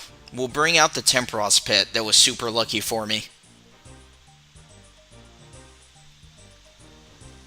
We'll bring out the Temperos pet to be here with me. I guess you gotta... I always get paranoid with a pet that you have to, like, drop it for it to come out. Alright, Tiny Temperos, do you want a brother? Or sister?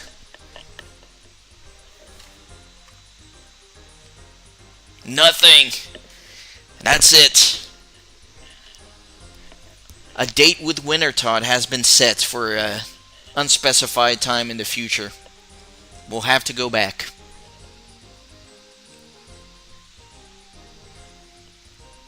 Well, that's sad. But the good news is my bank is no longer full. That's the one good thing to come out of all this. The other bad news is that I'm going to have to organize all these items in my bank, which I don't want to do. And I will not be doing that on stream. I'm not going to torture you guys. I'll do that on my own time. But let's look at the final count here. So we got apparently 11.6 million worth of stuff. What are the important seeds that I'm looking for? I know Ranar is important, right?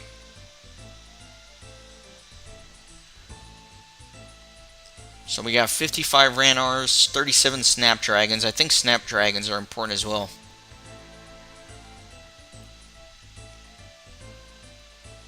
Then for herbs, Avanto, Ranar weeds.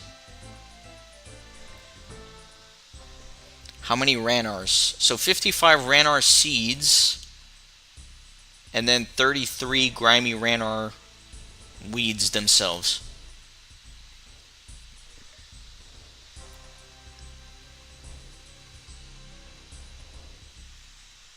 Alright. Where do I trade these duplicates? I'm assuming it's somewhere outside of Wintertodt.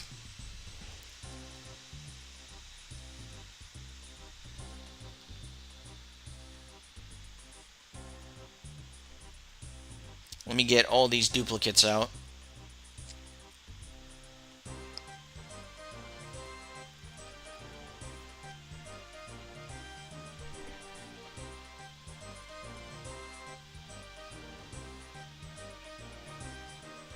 Yeah, I did get a ridiculous amount of Pyromancer outfit stuff, which is kind of annoying.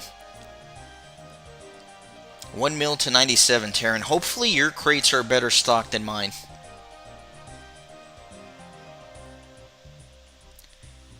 Keep an extra pair of pants for a clue stash? How does that work? Is there a clue where you need like 2 pants?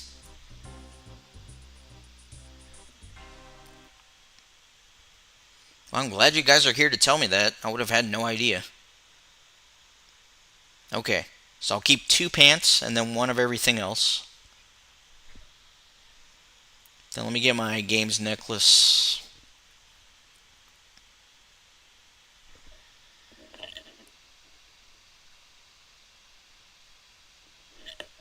You got 12 torches? Okay, maybe I didn't get insanely ridiculous with the duplicates here.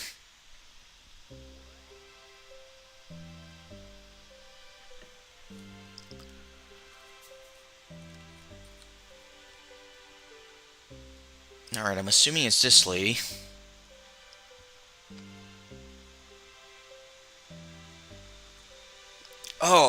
Oh, we can get more crates. What is the move here, guys? Do I get burned pages or do I get crates? What's the actually smart thing to do? The pages are used for that tome, right?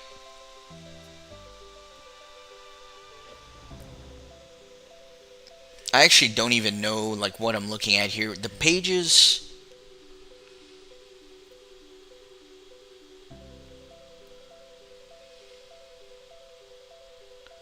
Burnt page, let's see. They are used to charge the tome of fire, which gives it additional effects.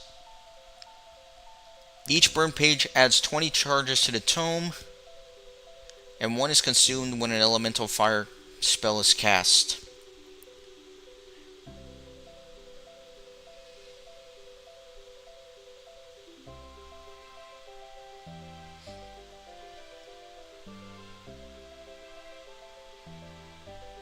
Okay. So I guess I do need pages. I think that's probably the move here.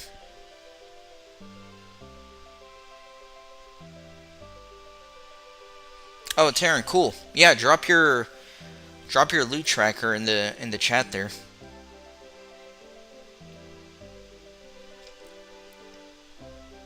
Oh, Lewis, so when you trade in stuff for these crates, the crates that you get from here, you don't get any of the cool stuff.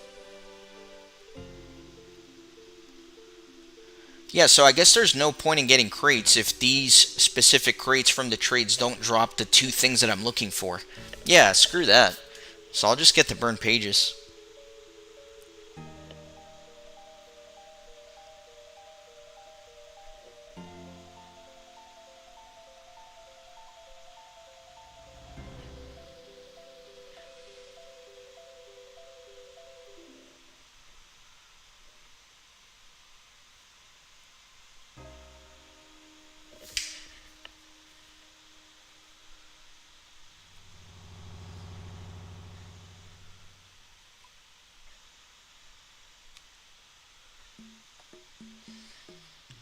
Alright, let's do all these trades. I kind of want to go do some Temporos after this, but it's been a while, so I actually forgot how to do Temporos.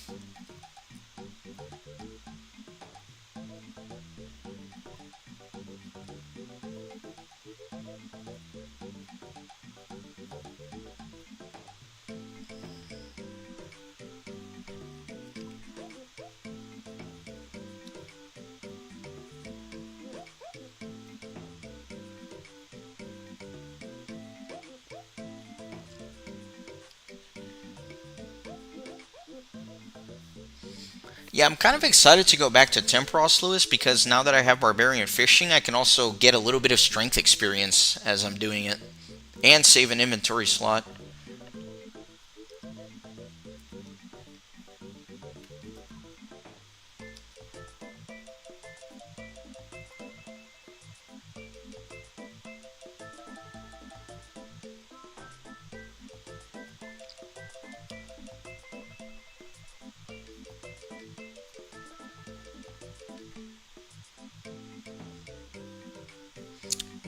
What is this? Offhand or non-offhand Broom and Torch? That's weird. I didn't know there were two variations.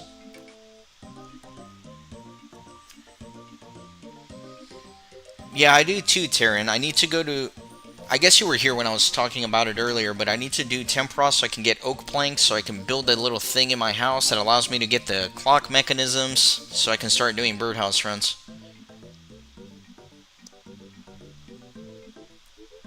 Recent update so you can swap it. I think I briefly read about that. I think I read about that with the Encanto hammer that I have. I think you can put it as an offhand item now.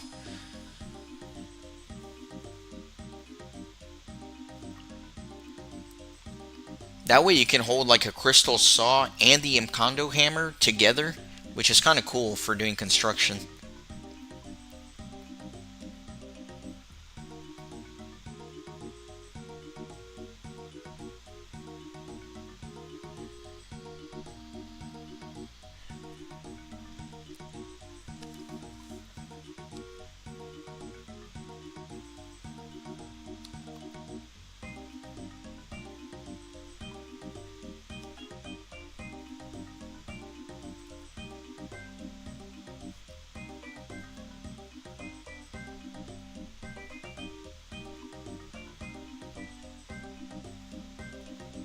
Well, I can't even complain, guys. Did not get very lucky with these crates, but I have been lucky up to this point in the game. So I've had good luck in other areas, so that's why I feel like I can't complain too much. And we got some good stuff. We got some good raw resources, which is the main point of this whole thing, so can't complain too much. We'll be back here one day when I have the stomach for it.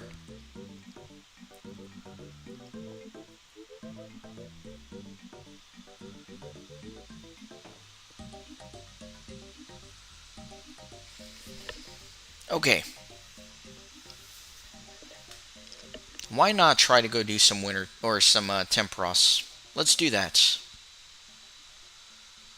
I need... See, I don't even know what I need for this. I definitely need my angler's outfit, which is in here somewhere.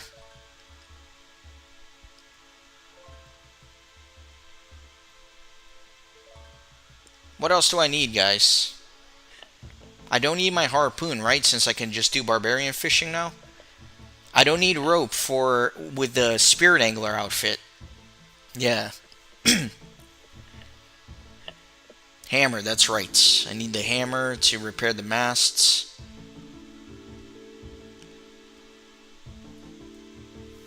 God, I need to organize this bank. Buckets of water, I think you can get there.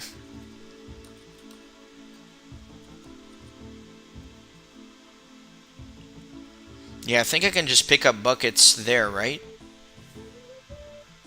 Otherwise, I'll have to go get some at the leprechaun. All my buckets are with the leprechauns.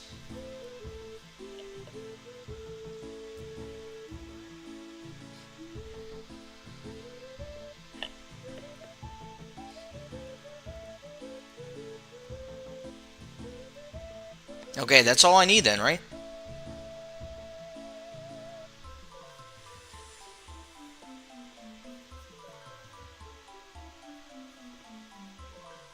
That should be all I need.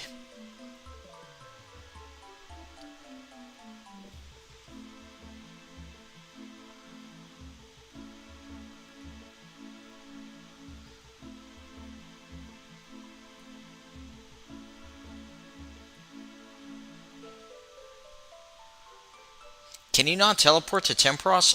I swear you could have teleported there. I guess you cannot. Am I going crazy? I swear you could have teleported there. I know there's that little boat by Alcarid. Oh, actually, before I do that, I need gold to pass the gate. Oh my god. This disgusting mess of an inventory. Can't believe I have to search for gold. What is it, coin? Yeah.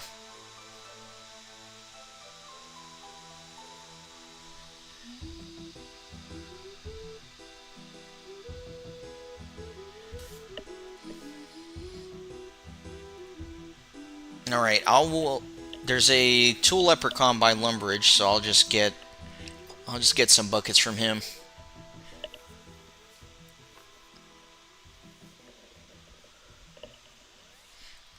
What was the meta here? Is it 3 buckets?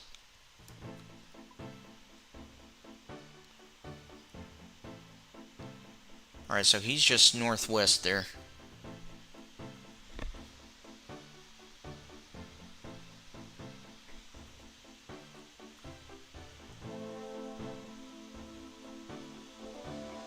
I apologize in advance for the first few rounds of Tempros as I remember how to actually do this thing. It's been months since I've done it.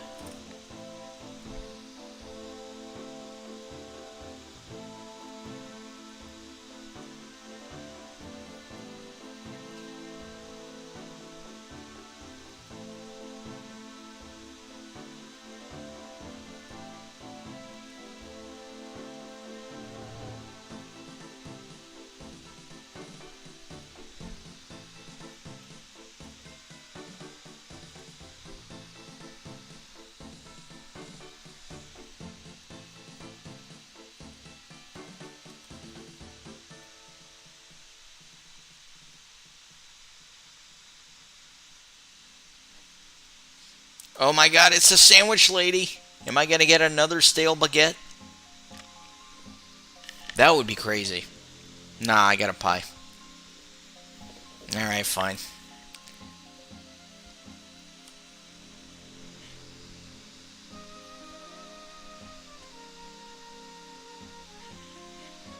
Oh, that makes sense, Barno. The fact that it's a boss as opposed to a minigame.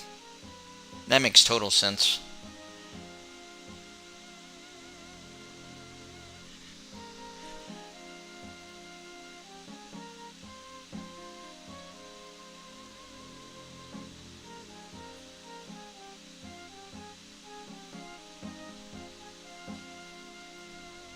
It's this guy, right? That takes me to Tempros. Let me just talk to him and make sure. Yeah, it is him.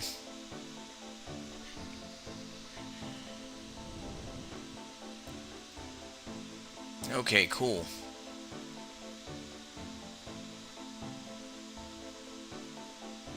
Let me put this pie in there. You never know when you're going to need that.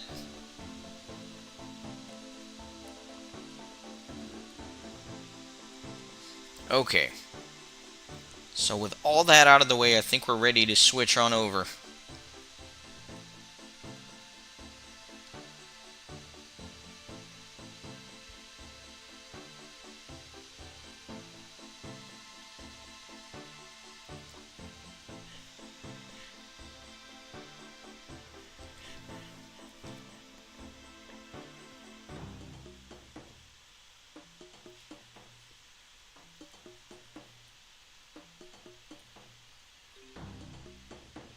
Do I have all this stuff here?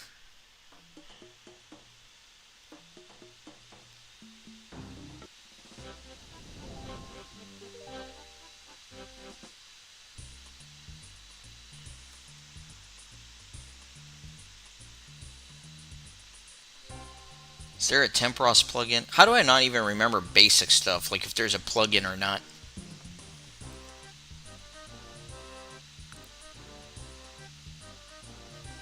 I guess not. I guess it's just a fishing plugin.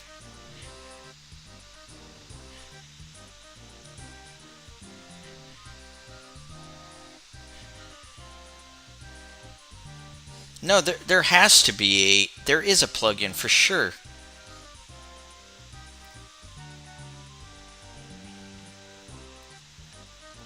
I think it's just on my other computer.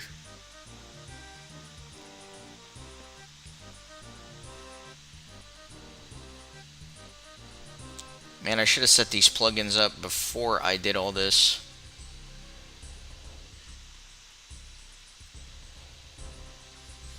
And then there are certain percentages with the storm intensity and all that. I remember that. I think it's like 15%. The storm comes in. Yeah.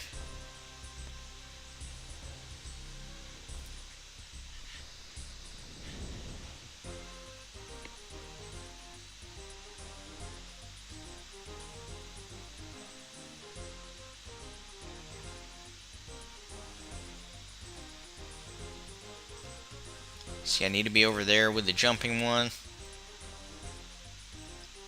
I know I'm not being very efficient here. I'm just trying to remember how this works.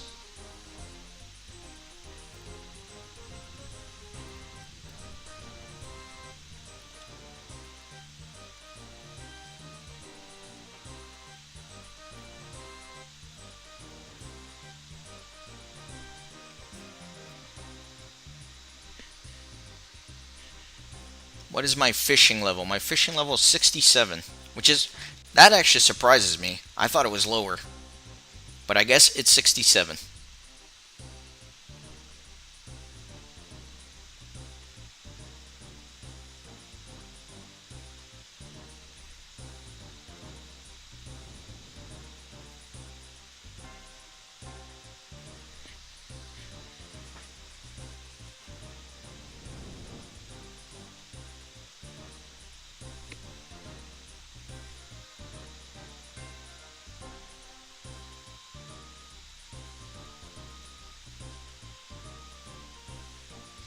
This is nice getting that strength experience, though.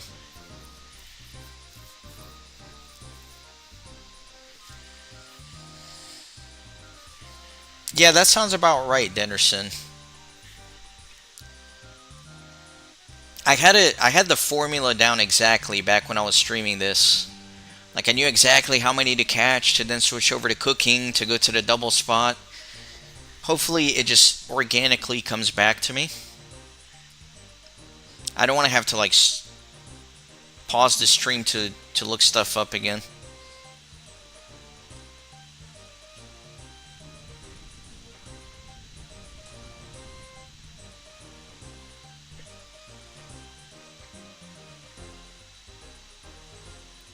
See, that was stupid. I don't know what I'm doing.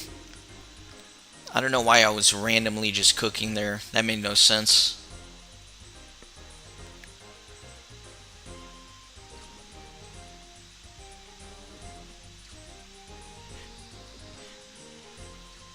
That's crazy that I can damage this guy with my bare fist now.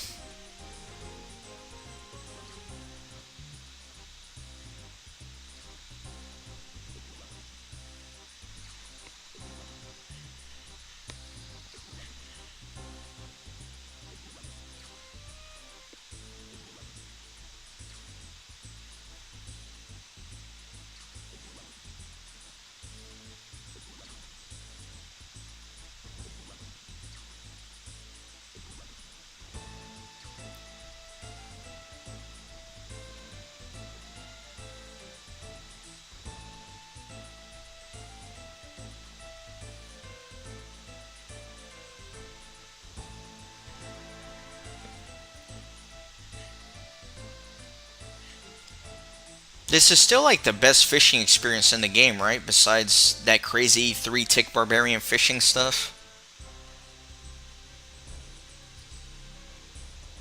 See, why did I switch? That made no reason either. Made no sense, I mean.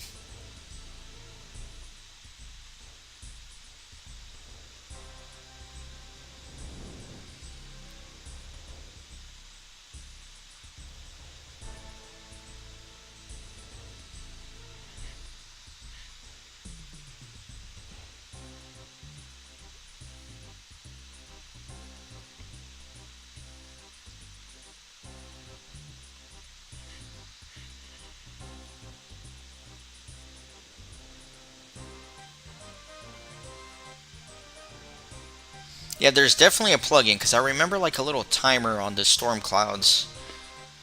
So after this round, I will look into that.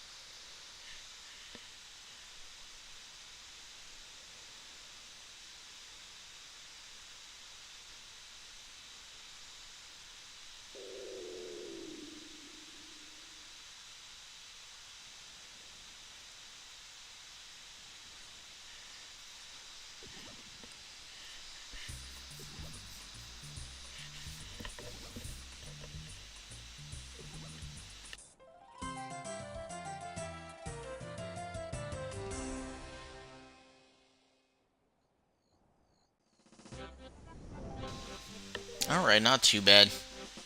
Let me see about this plugin though, before I go to the next game.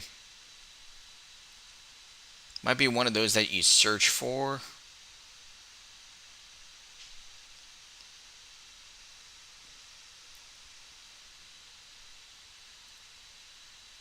Oh yeah, right here, Tempress.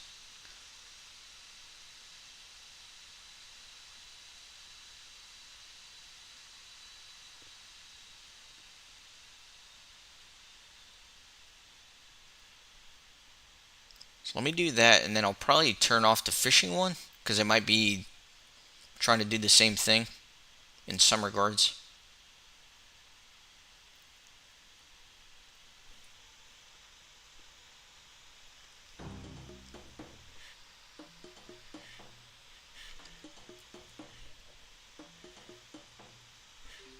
Alright, let's go.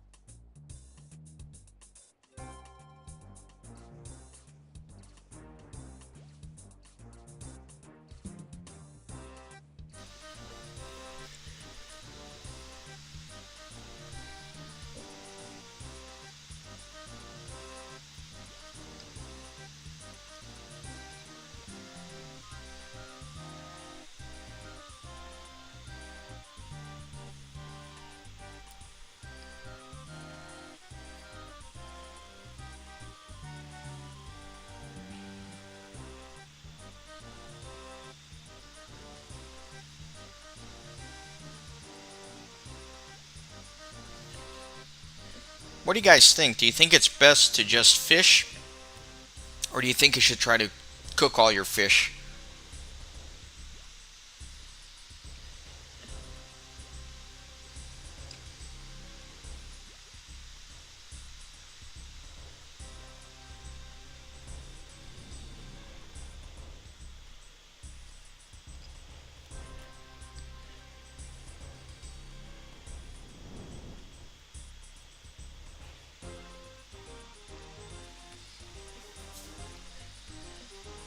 I mean, the cooking experience is kind of garbage.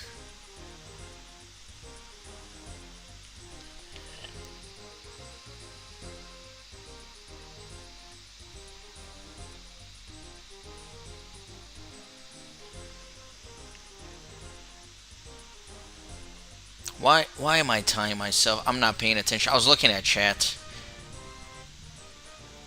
I was looking at chat and then I saw this. Oh my god, I'm an idiot.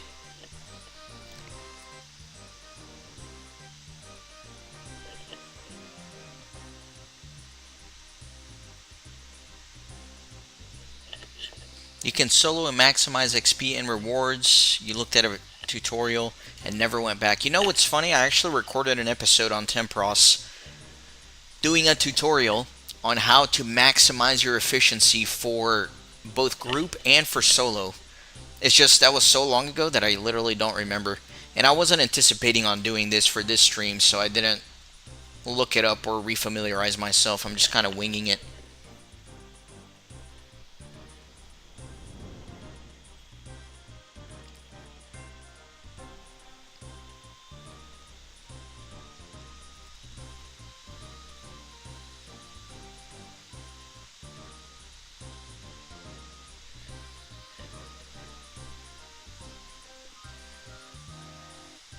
I do remember you have to pay a bit more attention in solo though, especially with putting out the fires and all that kind of stuff.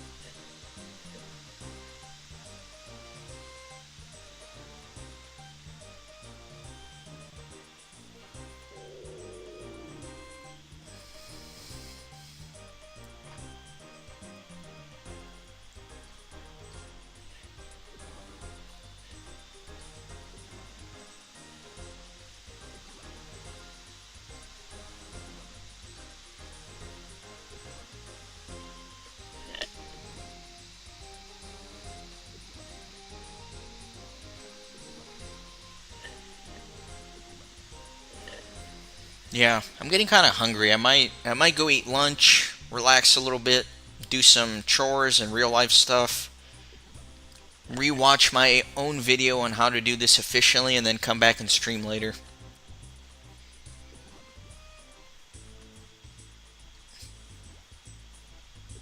I mean, the purpose of this stream was to open the crates, and we did that. Unfortunately, nothing good came of it.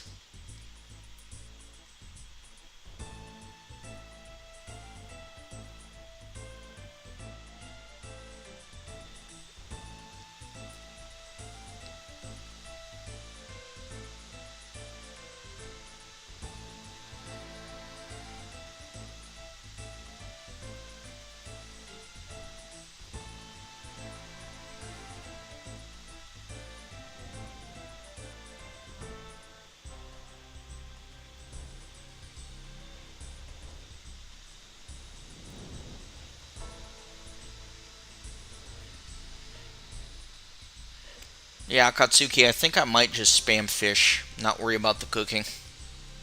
Except for maybe like that initial round, right?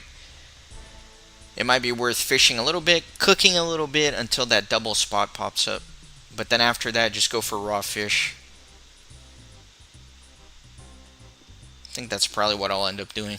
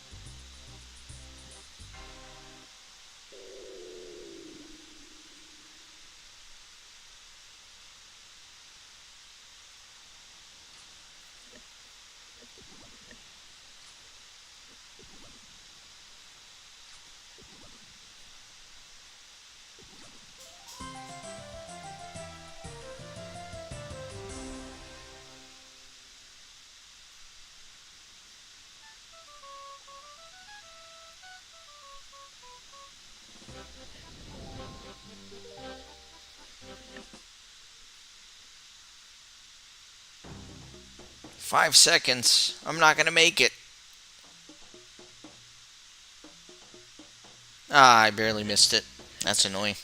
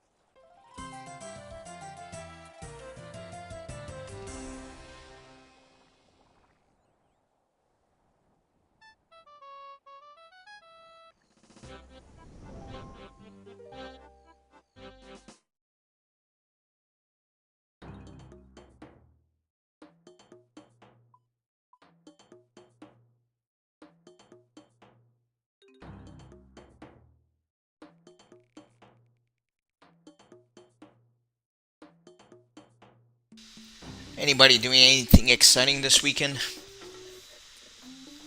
Anything more exciting than opening loot crates on Old School RuneScape?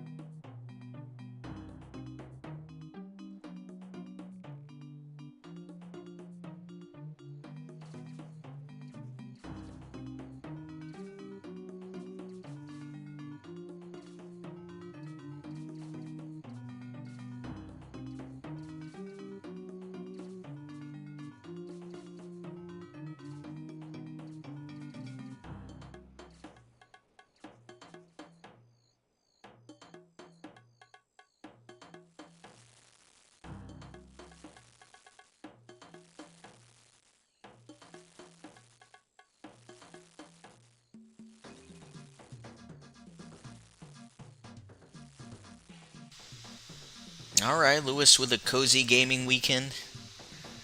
Cam's still house sitting for his dad. Alright, I think Dennerson has us beat, though. Going golfing and then moving into a freaking new house.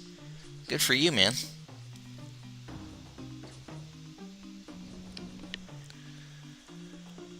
Hey, Carrots, no problem. We love the lurkers here, too. I'm glad you enjoyed the channel.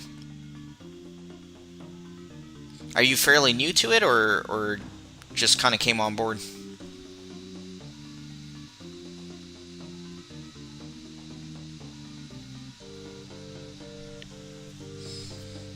Your dad's in Turkey? Do you guys have any connection to Turkey, or you just randomly went there?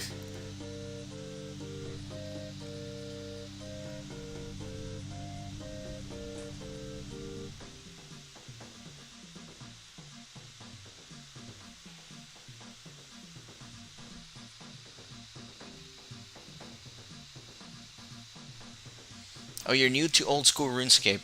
Yeah, I'm not an expert RuneScaper, but if you look at my playlist for Old School RuneScape, my entire journey is essentially recorded between the episodes and the streams.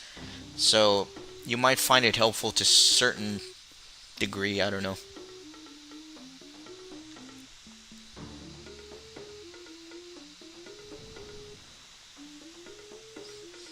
All right, your dad just likes that Turkish tan, huh?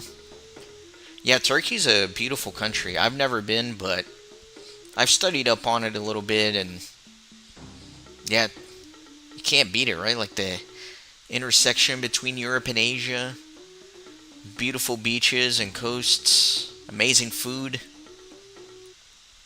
I would like to visit one day.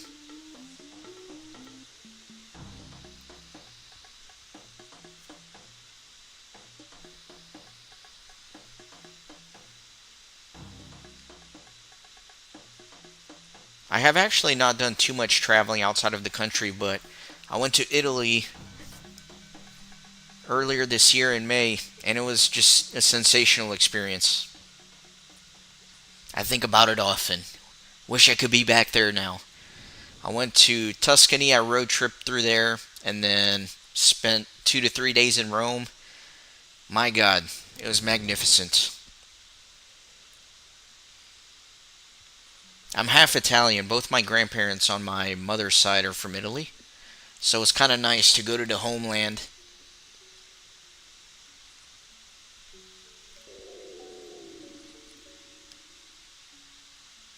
They're from northern Italy, though, which was not where I was at, so I would love to go back and do like a northern Italy tour.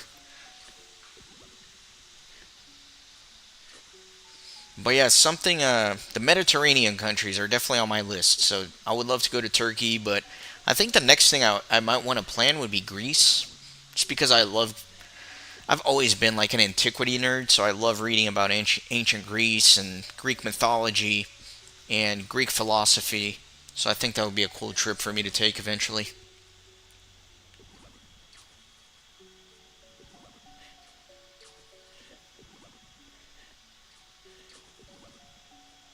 Anyway, all that is to say, that's pretty cool that your dad's in Turkey. Dennerson, whereabouts are you moving, if you don't mind sharing? Obviously, not asking for like the name of your street, but maybe just like what state, or if you're outside the U.S., like what country you live in.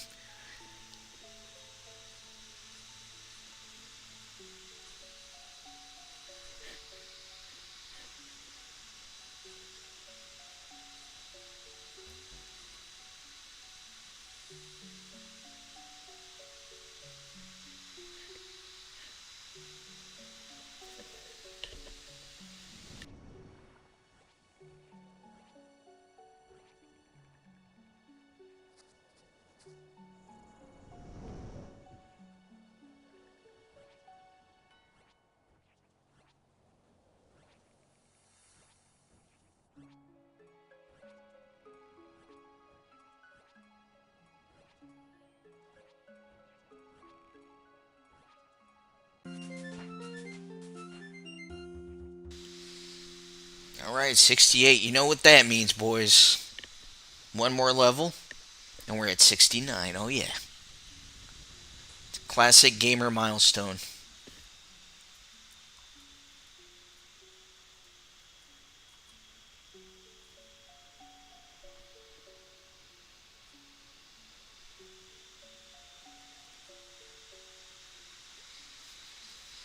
Oh, nice. You're going to enjoy a cozy Michigan autumn and a chilly Michigan winter. That should be fun. What do you guys think in regards to Benjamin's question? How long did it take me to get to that 99 fire making? I guess technically I could open up my Old School RuneScape wiki, or playlist, I mean, and and add up all the stream times. I'm not sure how long it took. It feels like it didn't take me too long, honestly.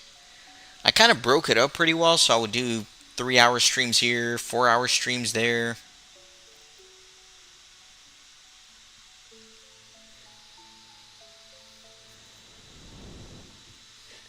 I don't know if I had to estimate how long it actually took. I don't know if I'd be able to give you a good estimate.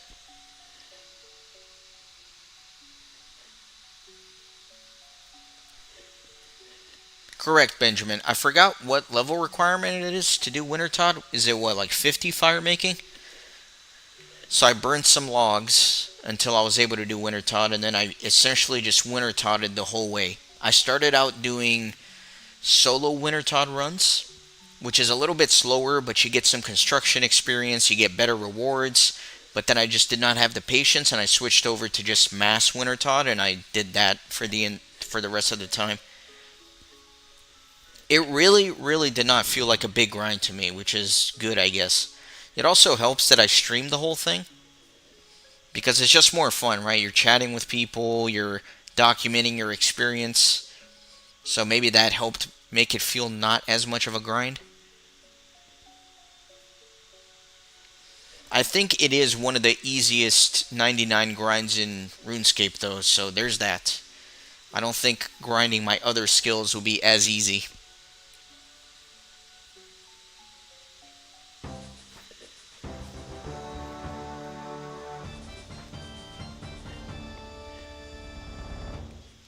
Coming up strong with the 44 strength, 46 combat.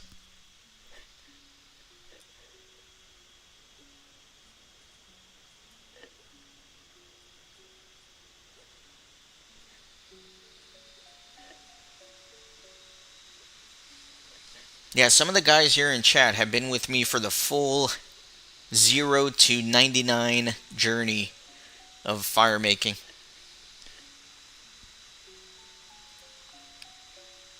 Cam, you've been here for like definitely most of the streams for sure.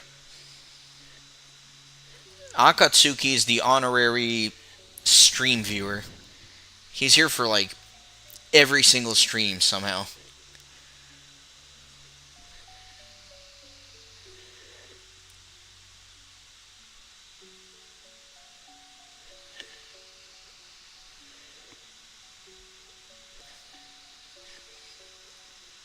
Yeah, I think fletching is technically the fastest 99 if you're not limited by the Ironman status. I think somebody like speed ran 99 fletching and did it in like a couple hours or something, which is absolutely insane.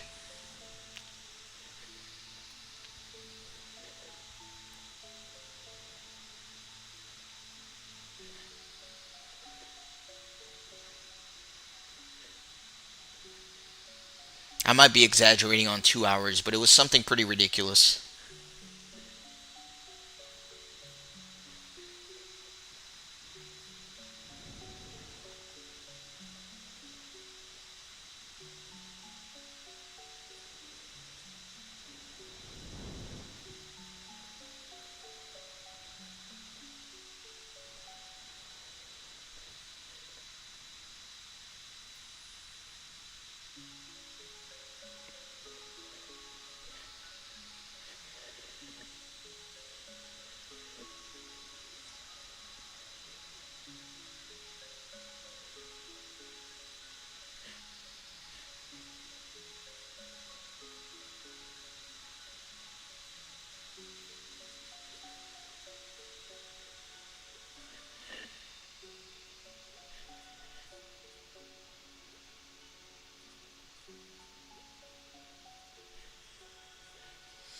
Oh, interesting. You came in from Disco Elysium. I would not have suspected that.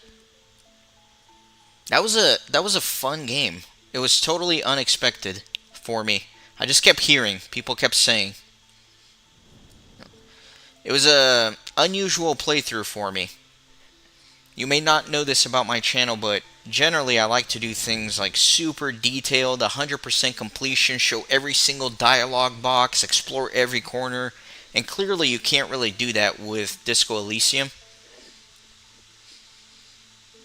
So that was a playthrough that I stepped out of my comfort zone for. It was essentially a blind playthrough, which I don't do either. Generally, I like to know a lot about the game I'm recording so I can talk about things and show cool stuff. But I thought Disco Elysium would be a fun one to do blind and not worry about doing 100% since you can't even do that, at least not in one playthrough. I did mean to go back and get every achievement, but I don't know, I never got around to it. I might still one day.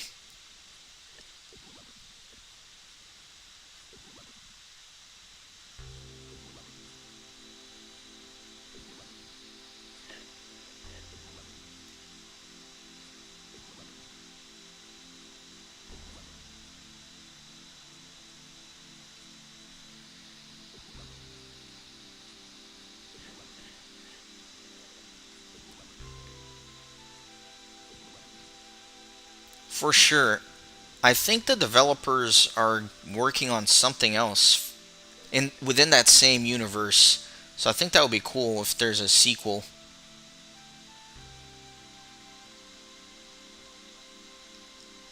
I think it definitely has the potential to turn into a IP, right? Maybe not necessarily following the same exact characters, but games set within that universe. I think there's a lot of potential there. But if I recall correctly, there was a lot of drama with the company, right? With the developers, like somebody was scamming somebody, and I don't recall the details.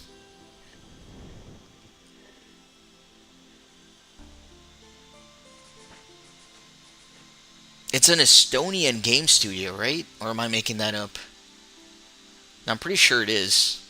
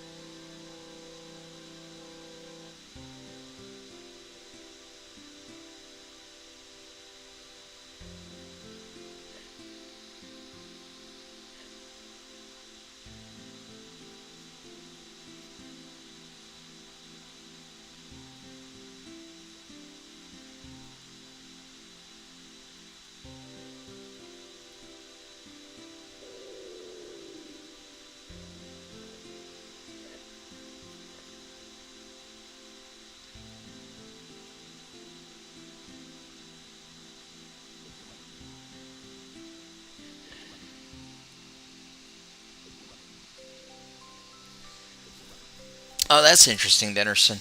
It is one of those games though that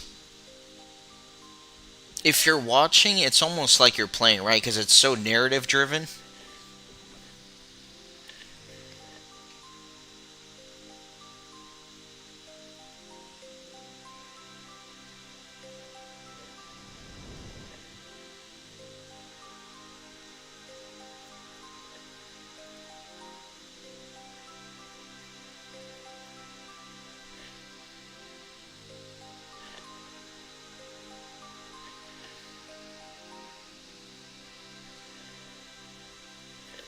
Yeah, a lot of people say that my videos and streams are very laid back and calm, and they like to have it in the background for things. I get that.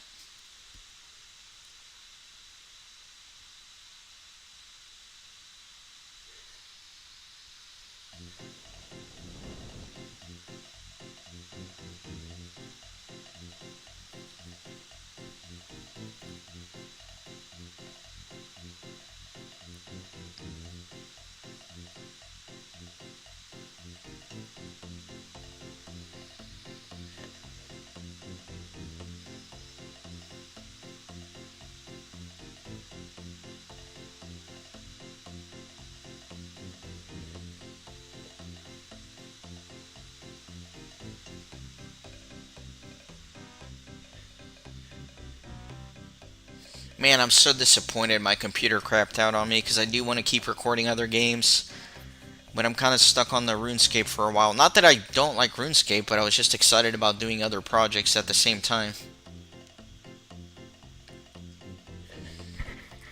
I was probably like, I don't know, maybe 80%, 85% done with Pokemon Crystal, and now that's at a standstill, which is annoying. But honestly, I think I can finish that series from my laptop. I don't think I'll have any issues with that.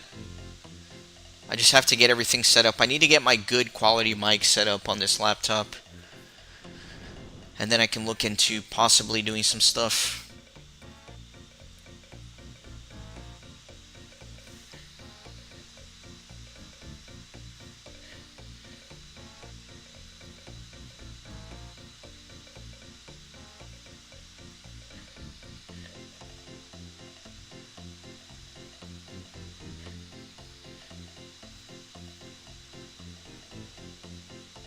The main thing that I want to continue but can't from the laptop is the Lord of the Rings Online. There's just no way I can play and record that game from the laptop, that is.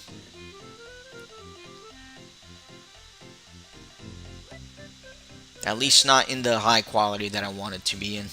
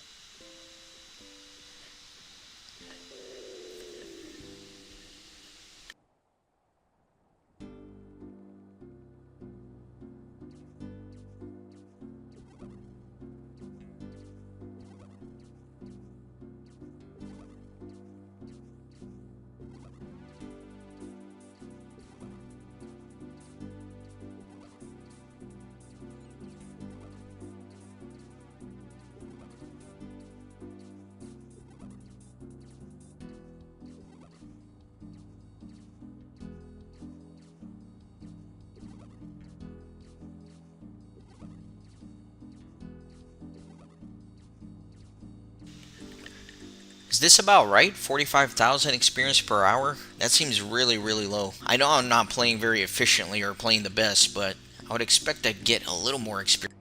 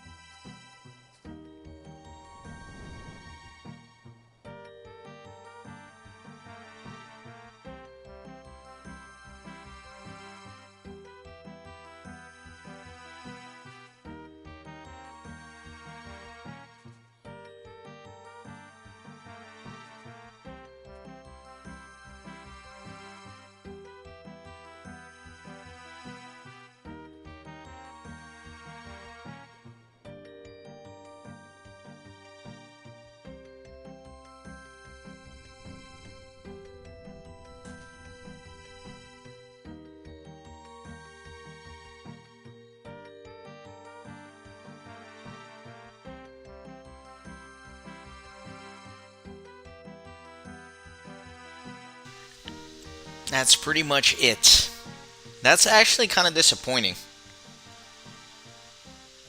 Because people talk about Temporos like it's the best fishing thing in the game, besides barbarian fishing, of course, but that's pretty garbage. 50k-ish per hour? Compared to like the 300k that you get at Wintertodt doing fire making?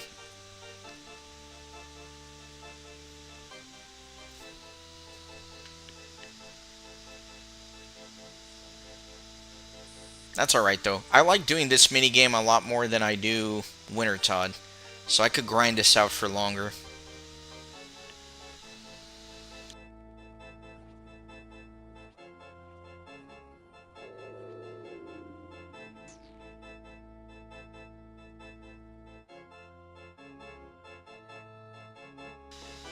Yeah, I'm sure if I was paying more attention, maybe doing the solo version, and if I had like the dragon harpoon or something, I might maximize the experience.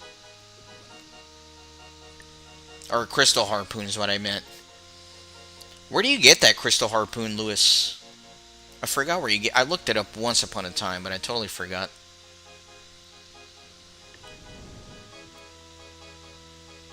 100k an hour is very reasonable to me. That sounds like very decent, but that's double what I'm getting now.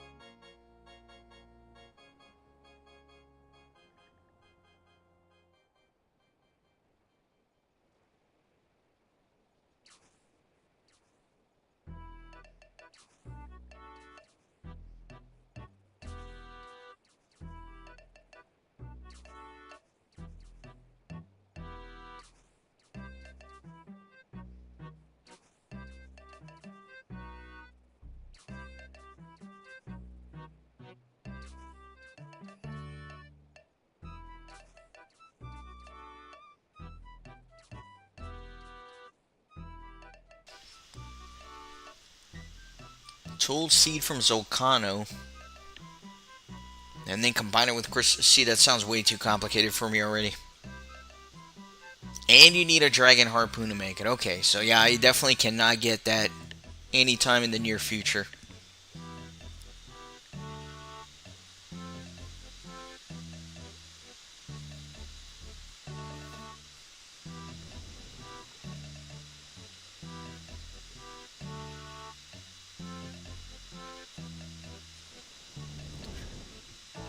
I do need to start looking up where I need to farm for skilling tools. Like, I know there's the quest for the rune pickaxe, But then I need to start looking up things like where do I get a rune axe for woodcutting and where do I get a dragon harpoon for fishing and all that.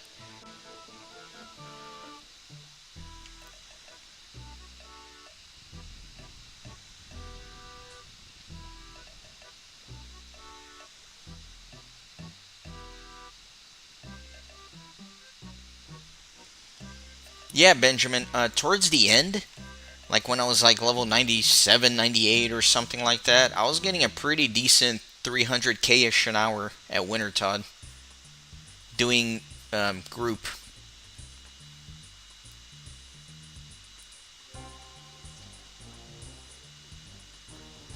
Again, that's another one that scales with your level, so the higher you are, the higher your rate. But yeah, towards the end, it was close to 300k.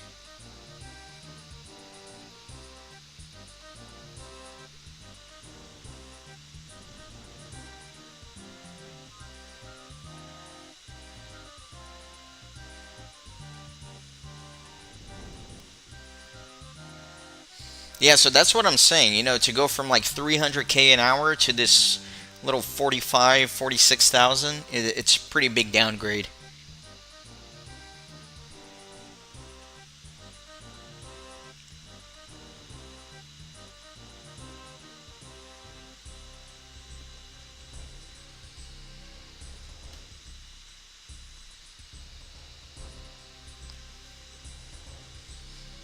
Yeah, I need to start doing some of these important quests that open up game areas for me. Like Song of the Elves is a very important quest, I think.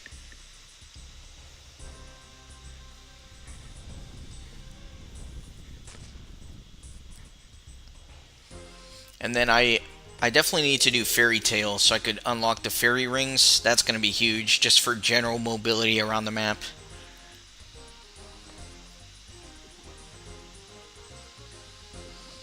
So I brought this up earlier in the stream. My current goal right now is just do a little bit of Tempros just because you kind of have to at some point anyway, and it is fun, but essentially I'm looking for some oak planks from the reward pool so that I can build a bench to get the clock mechanism so I can start doing birdhouse runs, and then from there probably do more quests and all that kind of good stuff.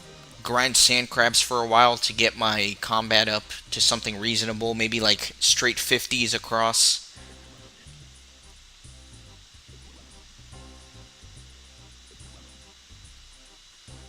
My god, that boat on the other side is not doing well. Oh, neither is ours. Our boat's on fire.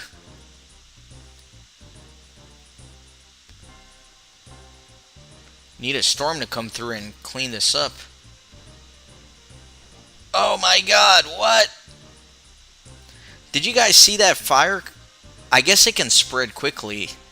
Like the thundercloud, you get some warning, but when it spreads, I guess it's just...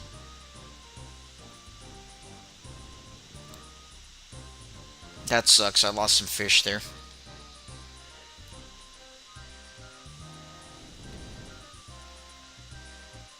Oh well.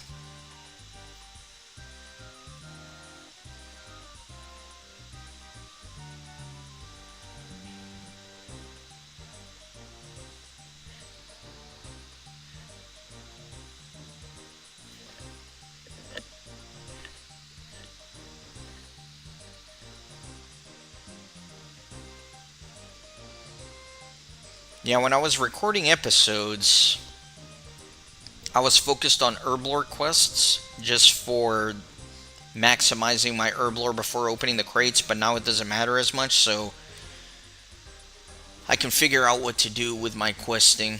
That's going to be a little bit different. I think I want to focus on some quests that give prayer experience, because I want to get my overhead prayers right before I start doing some of the combat heavy quests.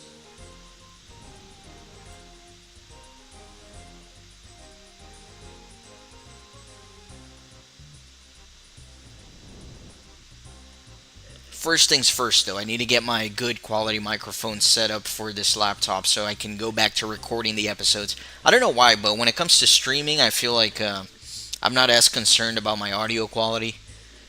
But for the episodes, I want it to be nice.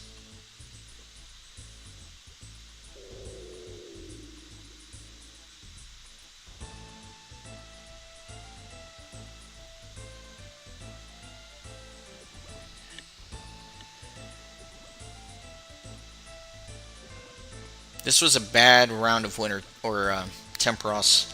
Look at all this fish in my inventory that I didn't shoot. Very stupid management of me.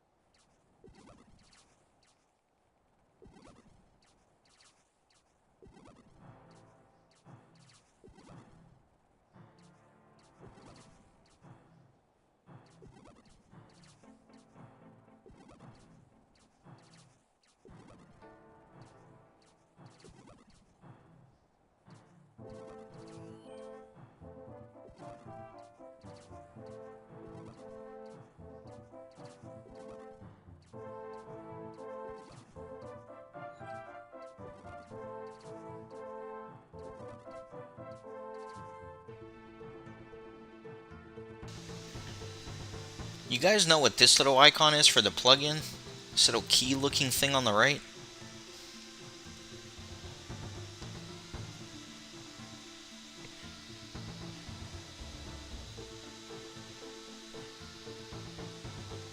It seems like it goes down every time I fire a fish, so wonder if it's like empty inventory slots? I don't know.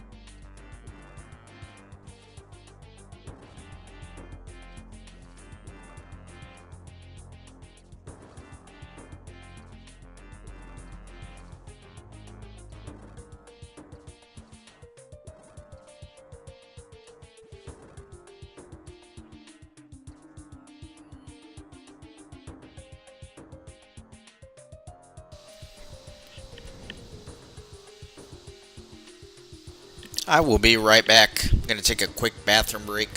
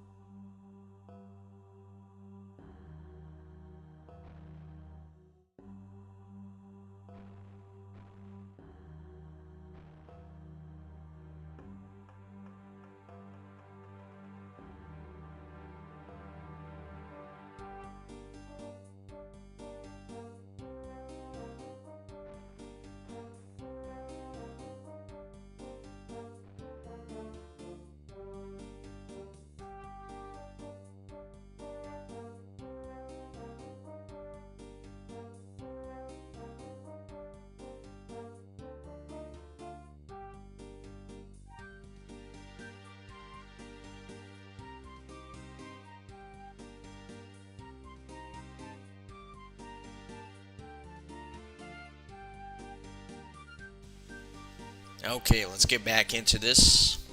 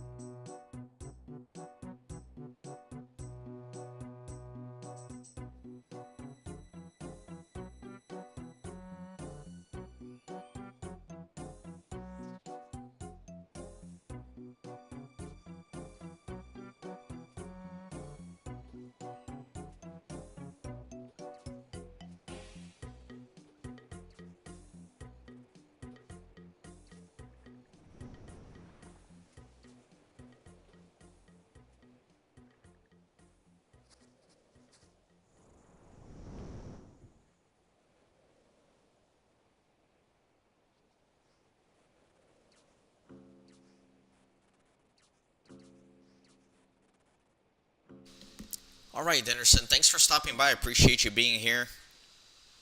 Have a good rest of your weekend.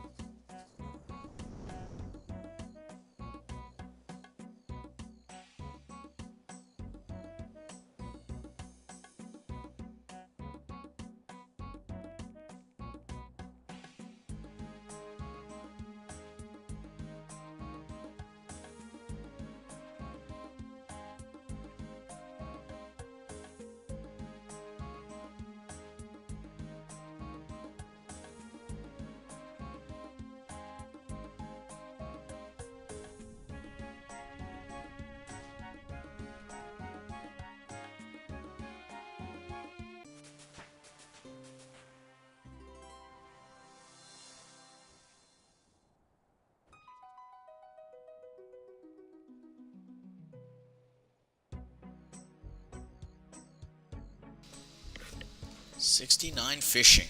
I think I'm gonna finish this round and then open up the reward pools here, and then we'll probably call it a stream.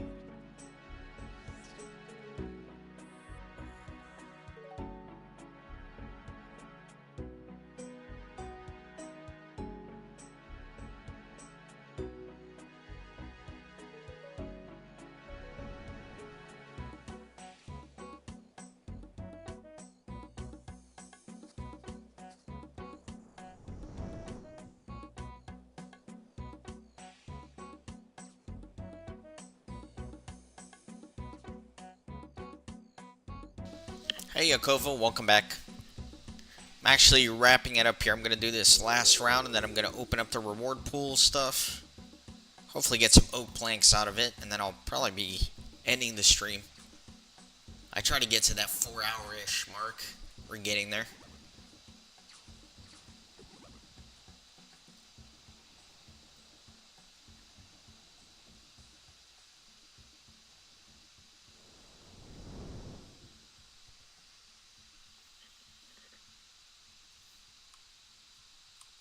Alright.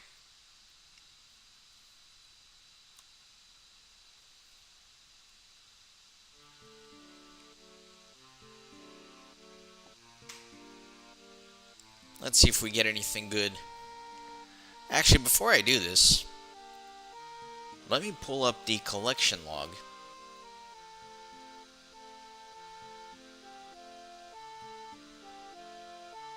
I always forget how to get to this, but that's alright. Let me see what I'm still missing from Temperos.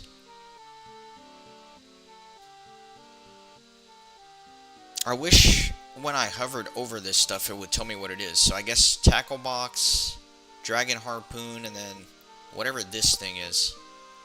You guys know what this is? What is this thing? Yeah, I thought I had most of this stuff, but I guess I am still missing a few things. So, there's still the potential to get something cool here. Big harpoon fish. What does that do?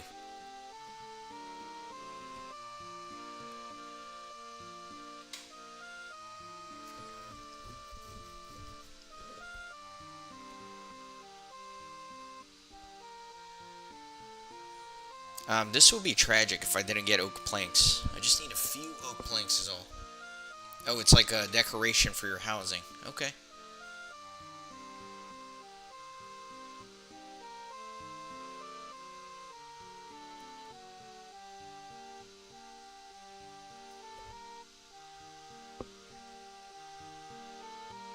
Okay, I'm getting a little worried. I just assumed I would get some oak planks out of this, but I may not.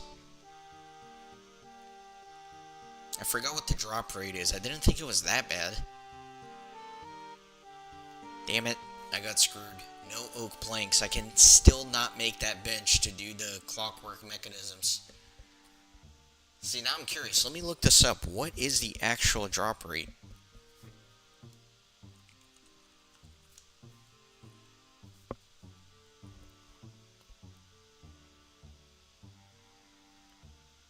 One in 32. It's a 1 in 32 drop rate, so I guess it is a little worse than I recalled. Dang, that sucks.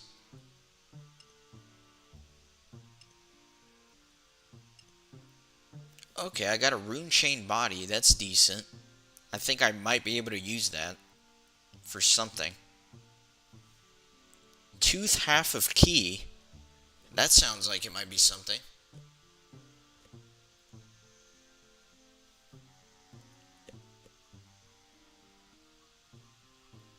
Let me look that up.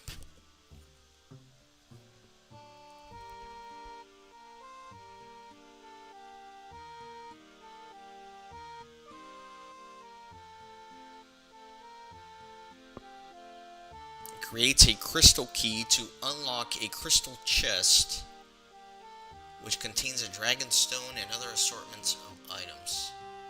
Okay, so I think it's decent, but I don't think it's that great of a thing.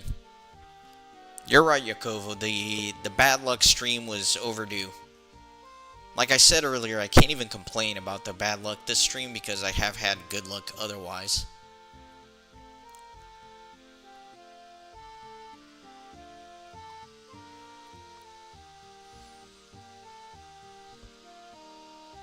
Okay, well, I think that's going to do it for this one. I'm going to try to get my good quality mic set up so I can record a couple of episodes here. We need to do some more streaming because I do need to get those oak planks. That's going to be important. So I don't know, we'll see what happens next. I'm back on Discord, so I'll try to keep everybody up to date on there.